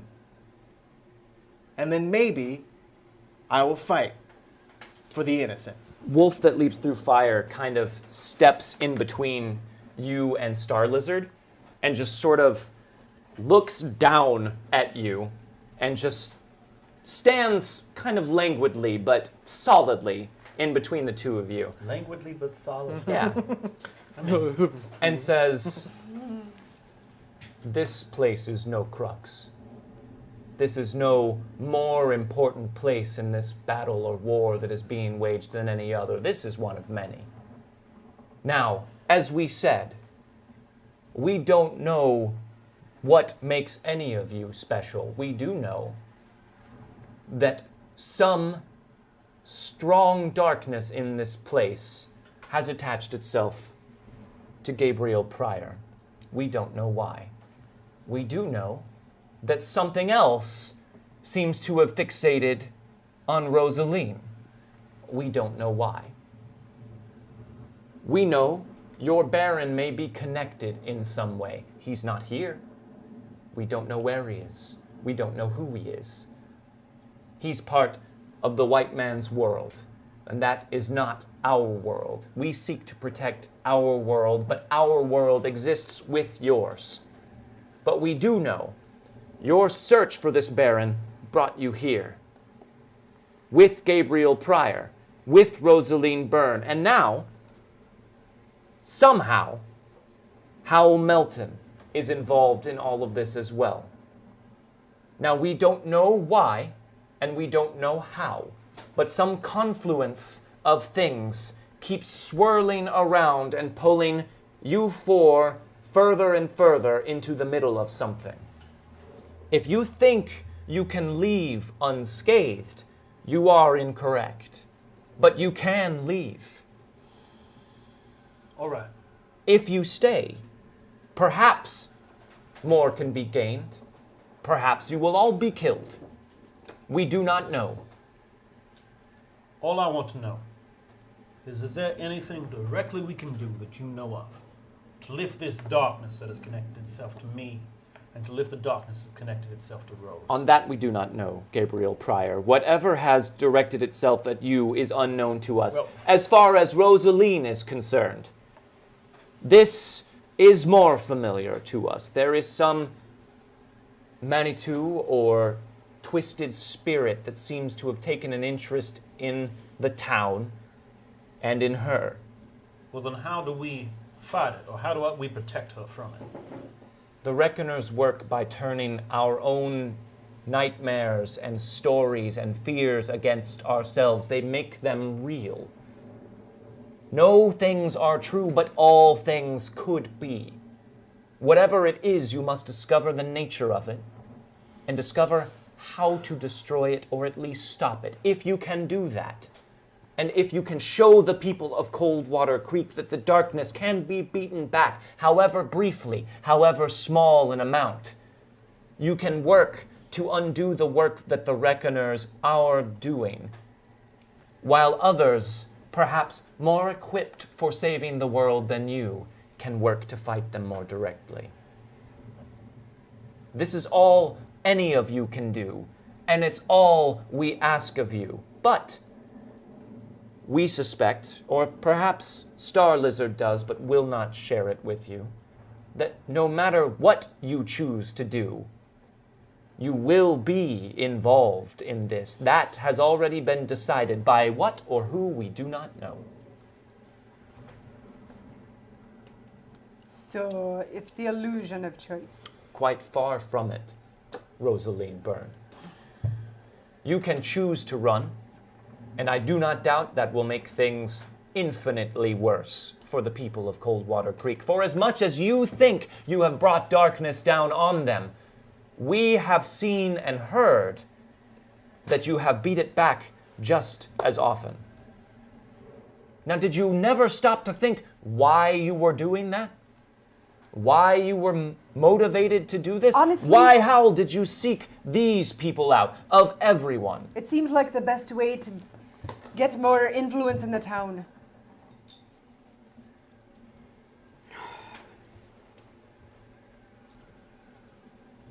They were the first people I thought of when I got out of that rubble, when I was good enough to walk.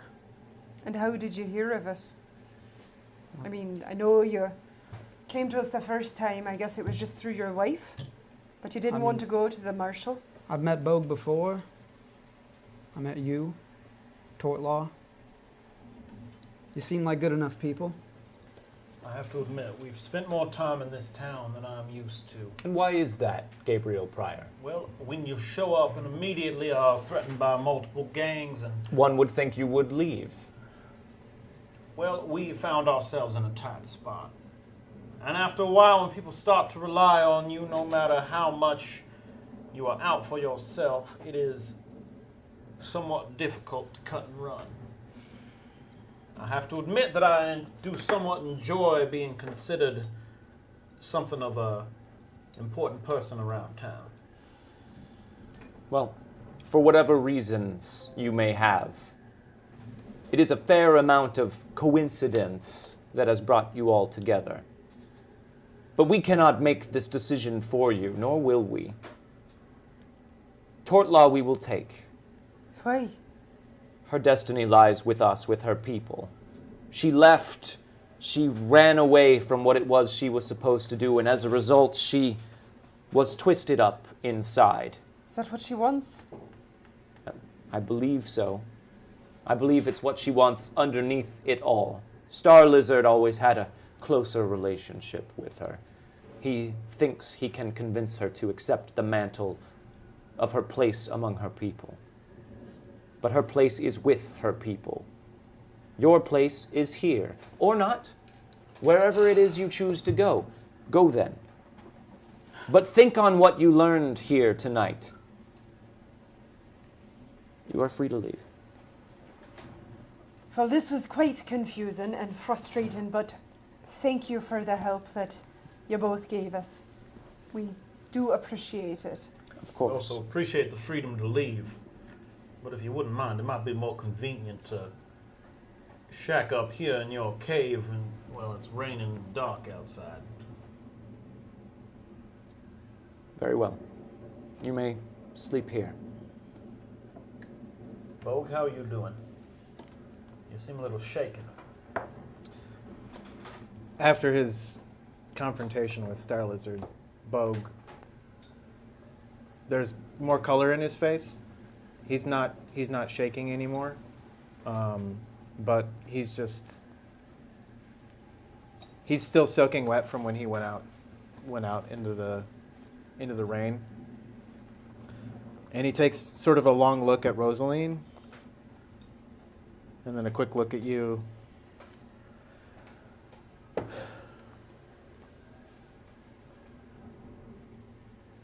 We'll stay here tonight. We go back to Coldwater in the morning. We'll talk more about this. But if we're here to help this town, then we're going to have to do it together. Well, we can talk motivation in the light of day and in the comfort of a building that serves breakfast soup.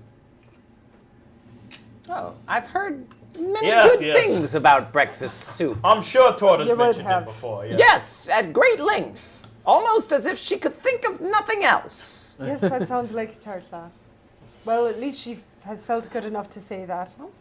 I don't remember there being breakfast soup the last time we were in Coldwater Creek. Perhaps we should indulge before we leave, wolf that leaps through fire. Yes, maybe. We will retire. Good night. And they head back to the back part of the cave. Are you guys bunking down to sleep? Yeah, I think so. Before we do, Howl's going to walk over to the cave and just kind of look out and turn around and kind of look at you each in the eye and say, you believe what he was saying about us protecting this world, them protecting this world? I don't know what to believe. The things that we've seen, men coming back from the dead, ghosts, warriors, No. things are too much, Howl. What I'm trying to say is, what does that mean to you? What is your world? What would you give anything to protect?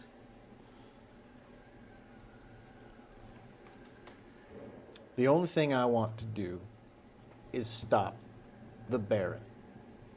If he's connected to this in any way, I will stop him. And if that happens to help Coldwater Creek, so be it. Or if helping Coldwater Creek stops the Baron, all the same. I don't think I believe anything anymore. But it sure seems like there's mountain evidence that working against whatever these powers are is in our best interest. Seems like we don't have much of a choice. We either do this and possibly die, or we run away and definitely die. I think you're right. As much as I'd like to believe you're not, but I'm a little pissed off at being put in the middle of this, but since we don't know who did that, no, I might have pissed off at a lot of things, and I said a lot of things back there, and I want to apologize, but at the same time, you got to understand where I'm coming from. My world was taken from me. My entire life just gone in a day. I was left with nothing. And I've been angry ever since. And maybe I've taken some of that out on you a little bit, but you got to understand, I have nobody now. I'm putting my trust in you, and I go by a code, and I want to trust the people I'm with. do you feel like you can trust us? I want to. Hal, I'm gonna give you some advice about dealing with me. You should never trust a fucking word I say. It's not That true, being said, Gabe. I'm never gonna work to try and screw you over somehow. You know what's going on with me. Bogue, Listen, we've worked together long enough, and you know that I'm not out to get you. Rose and I are out to get the people who are stomping on those below them, to get the ones who have too much money and create all this fear by smashing down everyone else around them. If there's one thing I can say about Gabe, is he's right. You can't trust a single fucking word out of his mouth. That's The not man's- true. However, he always looks out for his own. And if you're part of this posse, he will look out for you. I believe you there. And as much as you don't act like a preacher, you don't act as much of a scoundrel as you think either. I've been to your sermons. I've seen people walk out of there with smiles on their faces. Well, maybe I'm off my game recently. Well, Just a touch. the people in town like you, it seems, and they don't speak ill Everybody of you. likes Gabe. It's hard not to. Oh, relationship goals. Now, Miss Byrne, I don't know what you've been doing behind the scenes, and I don't want to know. Well, if you're gonna be around us, you're gonna see it. I can make my assumptions and let's leave it there, but even more so, I'm talking about what's happening behind the dark curtains of whatever he was talking about. Yes, I do think some of that is my own fault. But I think I can control it. Well, your own fault or not, it has saved our asses more than once. So if we are key in keeping Coldwater Creek from turning into one of these hellholes, then I think it's worth consorting with a little bit of dark magic now and then. I think so too. Card tricks or whatever, that's fine, but I'm just saying, Card tricks. y- I mean, in a way, that's what they are. They are. You- Very good card tricks. no matter what they say, this darkness inside of you, I think you're a good person. Well, I appreciate that, Howell. You seem to be one yourself. I try to be, and I think if Ludi was here, she'd want me to be a good person too, and help Coldwater Creek and help you. And in turn, I assume I'll find her. I have faith. I'm not a man of God, but I have faith. Well, none of us are men of God either, so you're in good company. So you guys continue to talk for a bit, and eventually it just sort of winds down into an awkward silence, and you decide it's time to try and get some rest. So as the fire dies out, you roll down in your bedrolls, which thankfully you did think to bring since you were going out Yeah. ranging and you weren't sure how far. Good roll. And you have a bedroll written on your sheet. Well done. Yeah. I do. In the night, Rosaline, you feel something almost like an itch that just makes you come out of sleep. Not a physical itch, but just something that is like buzzing around in your head, and you kind of blearily wake up. The rain seems to have stopped, but it's the middle of the night, and you can hear the quiet breathing of all the men around you as they sleep. But it seems to you, after you sit there in the darkness for a bit, that the world seems a bit less solid. And for a moment, you can't help but feel like you're back in that smoky place. And you hear some sort of silent rushing sound in your brain, and you turn to look, and that black, inky, starlit portal is just standing open not far from you. And you hear a rustling like thousands of wings from behind it, and then it starts to change into the sound of paper, and as you watch, a single page blows out of it and lands right at your feet. Is the door still there? No, it's gone. It's just silent in this cave. Because chat unlocked the final page. Oh. I assume there's some sort of light. There is not. Well- It is pitch dark. We would in have here. a lantern or something. Probably. I want to try to find it and light I've it. got matches. He has you do know there are matches in his I'd bag. probably get one of his matches. Yeah, so you trying carefully not to wake anyone else up, you strike a match and light it and read the page.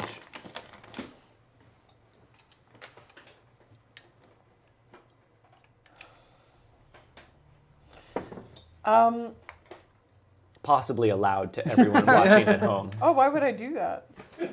I wouldn't do that. Theater. Well, she's not. I don't think she's gonna wake anyone up. She's just going to fold it and kind of like keep it close by and probably not quite go back to sleep, but try to. But I will read it for everyone. Oh, good. back home. Oh, thanks. Yeah, you're welcome. It says, he steals all that you are, keeps you trapped in his lair. He cannot be fought as he's simply not there. Because Jack O'Nines isn't under your bed. Jack O'Nines lives inside your head.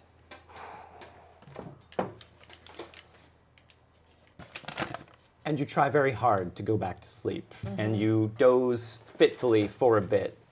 You guys awaken in the morning to what sounds like a very gentle rain from outside. It's still coming down, but it's more of a sprinkle at this point. And in the light of the cave, you see that everything seems to have been cleared out. Without even having to look, you can tell that you're the only people in this cave. And there is a piece of paper left by your sleeping bags or your bedrolls. It's a note from Star Lizard. Apparently they left us a note. It says, if ever you need aid, seek the Twilight Legion. Well, The hell it does that mean? certainly wouldn't be an encounter with shamans if they didn't leave us with one final cryptic riddle. Quite. So Rosaline looks awful. Like she just did not sleep. Sure. And she goes, before we leave, and Hal, you might as well see this too, since you're a part of this now. See what? I found another page, letter, whatever you want to call it. I don't know if I dreamed it. Didn't feel like a dream, but there was Another one that. of those creepy Jack O'Nine's poems. Yes. And there's that door that we saw in the hunting ground seemed to reappear, and this came out of it. There's nothing in her hand. There's nothing in my hand. There's something in your hand, but you guys don't see anything in her hand. And it says, he steals all that you are, keeps you trapped in his lair. He cannot be fought as he's simply not there. Because Jack O'Nines isn't under your bed. Jack O'Nines lives inside your head. And this is the image with it. I'm sorry. What is the image? What are you talking Rosaline. about? You alright? I'm talking about this page. There ain't nothing here. You're not And you looking- see, like, it's Hal, you're putting your hand right through the nothingness, and you just see him just sort of running his hand back and forth over the piece of paper and flapping it as he does, Rosaline. There's ain't nothing here. Rose, you know I'm always on your side in these things, but I have to agree with Hal on this one. You're There's nothing in your hand. I'm holding a page and no one can see it. All right. I'm holding it. It's here. Rose, I believe that You've is- seen the I other believe ones. that is the case. I do completely believe it, but for some reason or other, the rest of us cannot see whatever it is you are holding. Because she ain't holding anything. I She am is holding something. Hal. All right. Jeez. I have the other ones. I have the other ones with me. You've seen them. You can see this. It's blank. Yeah. You see But I've see seen the these image. before, You right? have, but they're blank now. You've seen this. You remember it. So that's a Empty real now. paper, but it's It's blank? It's a empty, real no. piece of paper, but I it's see just everything blank. that's on You it, see right? it. She, No, she there's showed nothing left two on of it. those No. to me. And you saw them before, but they are blank now. No, there's. That's a paper, It's all yeah. still there. It's there's uh-huh. a person under a tree and under the stairs. Rose, Yeah, Gabe kind of grabs Rose in kind of an embrace and is like, "All right, But calm it's down, there. calm I'm down. not making it. I'm not I believe crazy. you. I believe you. I believe every word you are saying. But there's something about this that we do not understand yet. All right, trust me. I know what it is like to not be able to trust the things that are coming out of your own head. I know. You're right. You're right. You're right. You're right. This is nothing more than what we've already seen, but it's been happening for so long, and Keep it in mind. but you believe me. You see I it. do believe. I do not see it, but I do believe you. Look, keep in mind what it says. In the past, this ram has led us to information. Now, whatever it is that has given you this, it might be trying to scare you, it might be trying to mislead us, but it has tipped its hand somehow by giving us information, and we will keep that in mind, and we will work towards getting it out All right. of your pretty little head. All right. All right. You're right. Well, we can do this. We've done this before. We can do this. Of course we can. We can. We can do anything. You're right. We should go back to town. Are you guys heading back to Coldwater Creek? Yeah, I think so. I think so. Okay. So you bundle up on your horses and kind of hunch down in your jackets and ride back through the gloomy morning, just kind of getting rained on as you go. And you kind of ride in a sort of heavy, solemn silence, just slowly and carefully through the mud and the mist back to Coldwater Creek. And as you get closer, you start to hear commotion in the town. And coming down the main road back from the mines and into the town, you see people out on porches and awnings and overhangs, just trying to stay out of the rain, but they're all moving around and speaking to each other in an agitated way. Are you fucking kidding me? Can we not just get a moment to rest and have a break? All right. Let's find out what's going on, and then we can head back to the church and get some rest. I'm sure it's nothing. This whole time, she's kept these close and pulls them out every once in a while to see if they're still there. They're all still there. All right, so let's go down and try and find someone and Just anyone nearby, you want to Yeah. just kind of like shout out to them? yeah. All right, so you guys are like riding down the main street, and there's people like just sort of in like intense, hushed, sort of quiet conversation on all of these like different porches and of the buildings in town on the main street. I'm sorry, what's the commotion going on out here? Oh, preacher, you ain't heard? No, we were out of town for a moment. Every child in town has fallen asleep, and they can't be woken up. When did this happen? And that's where we'll end it tonight. That's where we'll stop. Guys, Chip. Blue Fate Chip, you did it. Another Blue Fate chip! Oh, good. More Red blue, chips.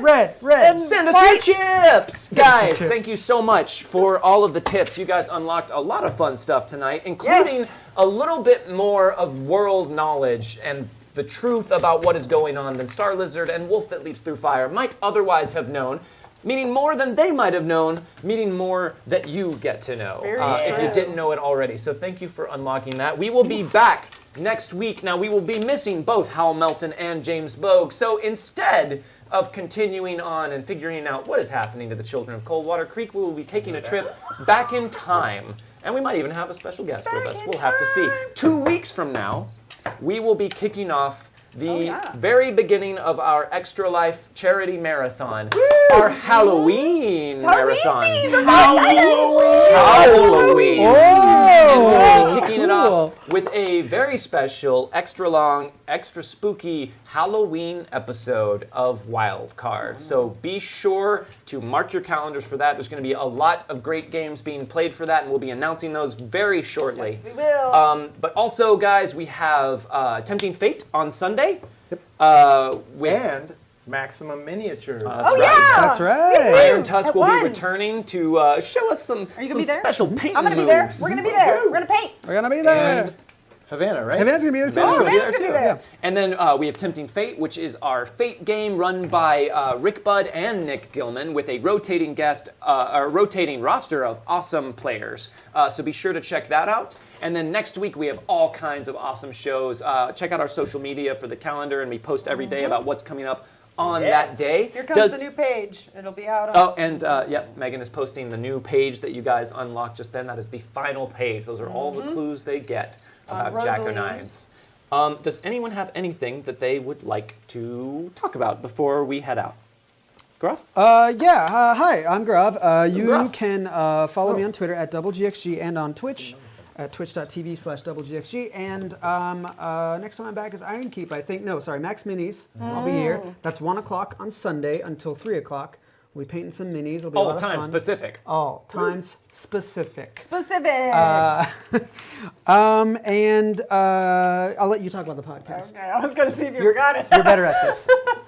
I'm in a podcast. Go, Megan, go. Oh, it's my turn. Yes, you can follow me on Twitter at Meghan Caves, and you can see my name. It's spelled there right With an down H. over here. It's Megan with an H. It's pronounced Megan. Meghan. That's not. None of these are correct. It's Meghan. pronounced Megan. Meghan. Megan. Meg? Ha! Or that way. Yes, we do a podcast, the three of us here. It is a GM podcast. We talk about GM things. It is called Experience Pointers, and what we're at actually on Patreon, episode 4 on Saving Throw Patreon is out now. So if you are a $10 backer or up, you can listen to it now. Otherwise, it will be coming out next Tuesday. Correcto mundo. Yes, so Tuesdays are usually our releases every 2 weeks. You can follow us on Twitter at EXPPointersPod and do that because we're fun. We do fun things. Do it. Also, yes, we'll be on Max Minis, and then Jordan and I will be doing. Megan and Jordan's Halloween Expookaganza on Monday. We'll be playing a new survival horror game. So come check And that out. we know 4 what it p.m. is now, but we're not sharing. We're not going to share with you. It's a secret. And then Iron Keep. I've got a new character on Iron Keep on Wednesdays, 8 so p.m. fun. D&D show. Is that everything? I think that's everything. I think that's everything. Got it all. Okay. Jordan? Hi, I'm Jordan Pridgeon. You can follow me at Jordan Pigeon on Twitter, like the bird. I started out because I tweeted exclusively about birds for a little while. That Oh didn't my God. last. Did you really? Yeah, hashtag. Go back. It was a bit! I tried to make hashtag tweet about birds a thing. Okay. It didn't. Didn't take. It was all fake bird facts. You guys, you need to hashtag at him, give him some idea and call it a bit, and he'll do I'll it. just, Okay. anything that's a bit, I'll do it. He'll do it. Yeah. He will. You know, this would be a funny bit. You're right. He will commit to it. What's that? He's Cut off such one a of my committed. fingers? Oh my God. I think he hilarious. might do it. But you can also see some of my work. I'm part of a podcast called This American Lie, and we put out an episode every month. And you can find that on iTunes or other places. Like search us up on Facebook to find other places that you can see it. Also, if you're in the Los Angeles area, my sketch group, The Money Pit, performs the third Saturday of every month at the Nerdist School stage at 8 o'clock. And we are great, and it is fun, and I would love to see people there. Also, your podcast seems to have a Twitter page. It does seem like it has a Twitter page. Seems It to. needs This follows. American Lie. It Yeah, needs search it follows. up. All Search right. it up. Dom Zook? Hi. Hello. Welcome. Geez, I don't have much to say. We've got so much stuff going on here. Thank you guys. I just thank you. Thanks. Yeah. Thanks for watching. And you guys are going to be at TwitchCon next week. Yeah, So if next- you are I going to be forgot at about TwitchCon, next weekend. find them. Give them high fives. Next weekend we'll be at TwitchCon. They're at 6 o'clock. If you guys are going to go to TwitchCon, which if you're in the area or traveling, I know some of you guys are going to be traveling in for that. 6 p.m. Friday night, we've got a panel on how to stream tabletop games. So we talk about everything that we do here. And then Saturday at 3:30, I think we're going to have a little meet and game going on. Nice. So, guys, if you're in the area or you're traveling to the area, why not TwitchCon? Why not? Why not Twitch? Why not Why TwitchCon? not TwitchCon? That's the thing that That's they their say. slogan. that is their Guys, if slogan. you enjoyed any of the sounds that you heard during tonight's game, those are all courtesy of Plate Mail Games. That is Wes Otis's company. And today's his birthday. Today is his Hello. birthday. So wish Wesley him- Otis. Wish him a happy birthday on Twitter.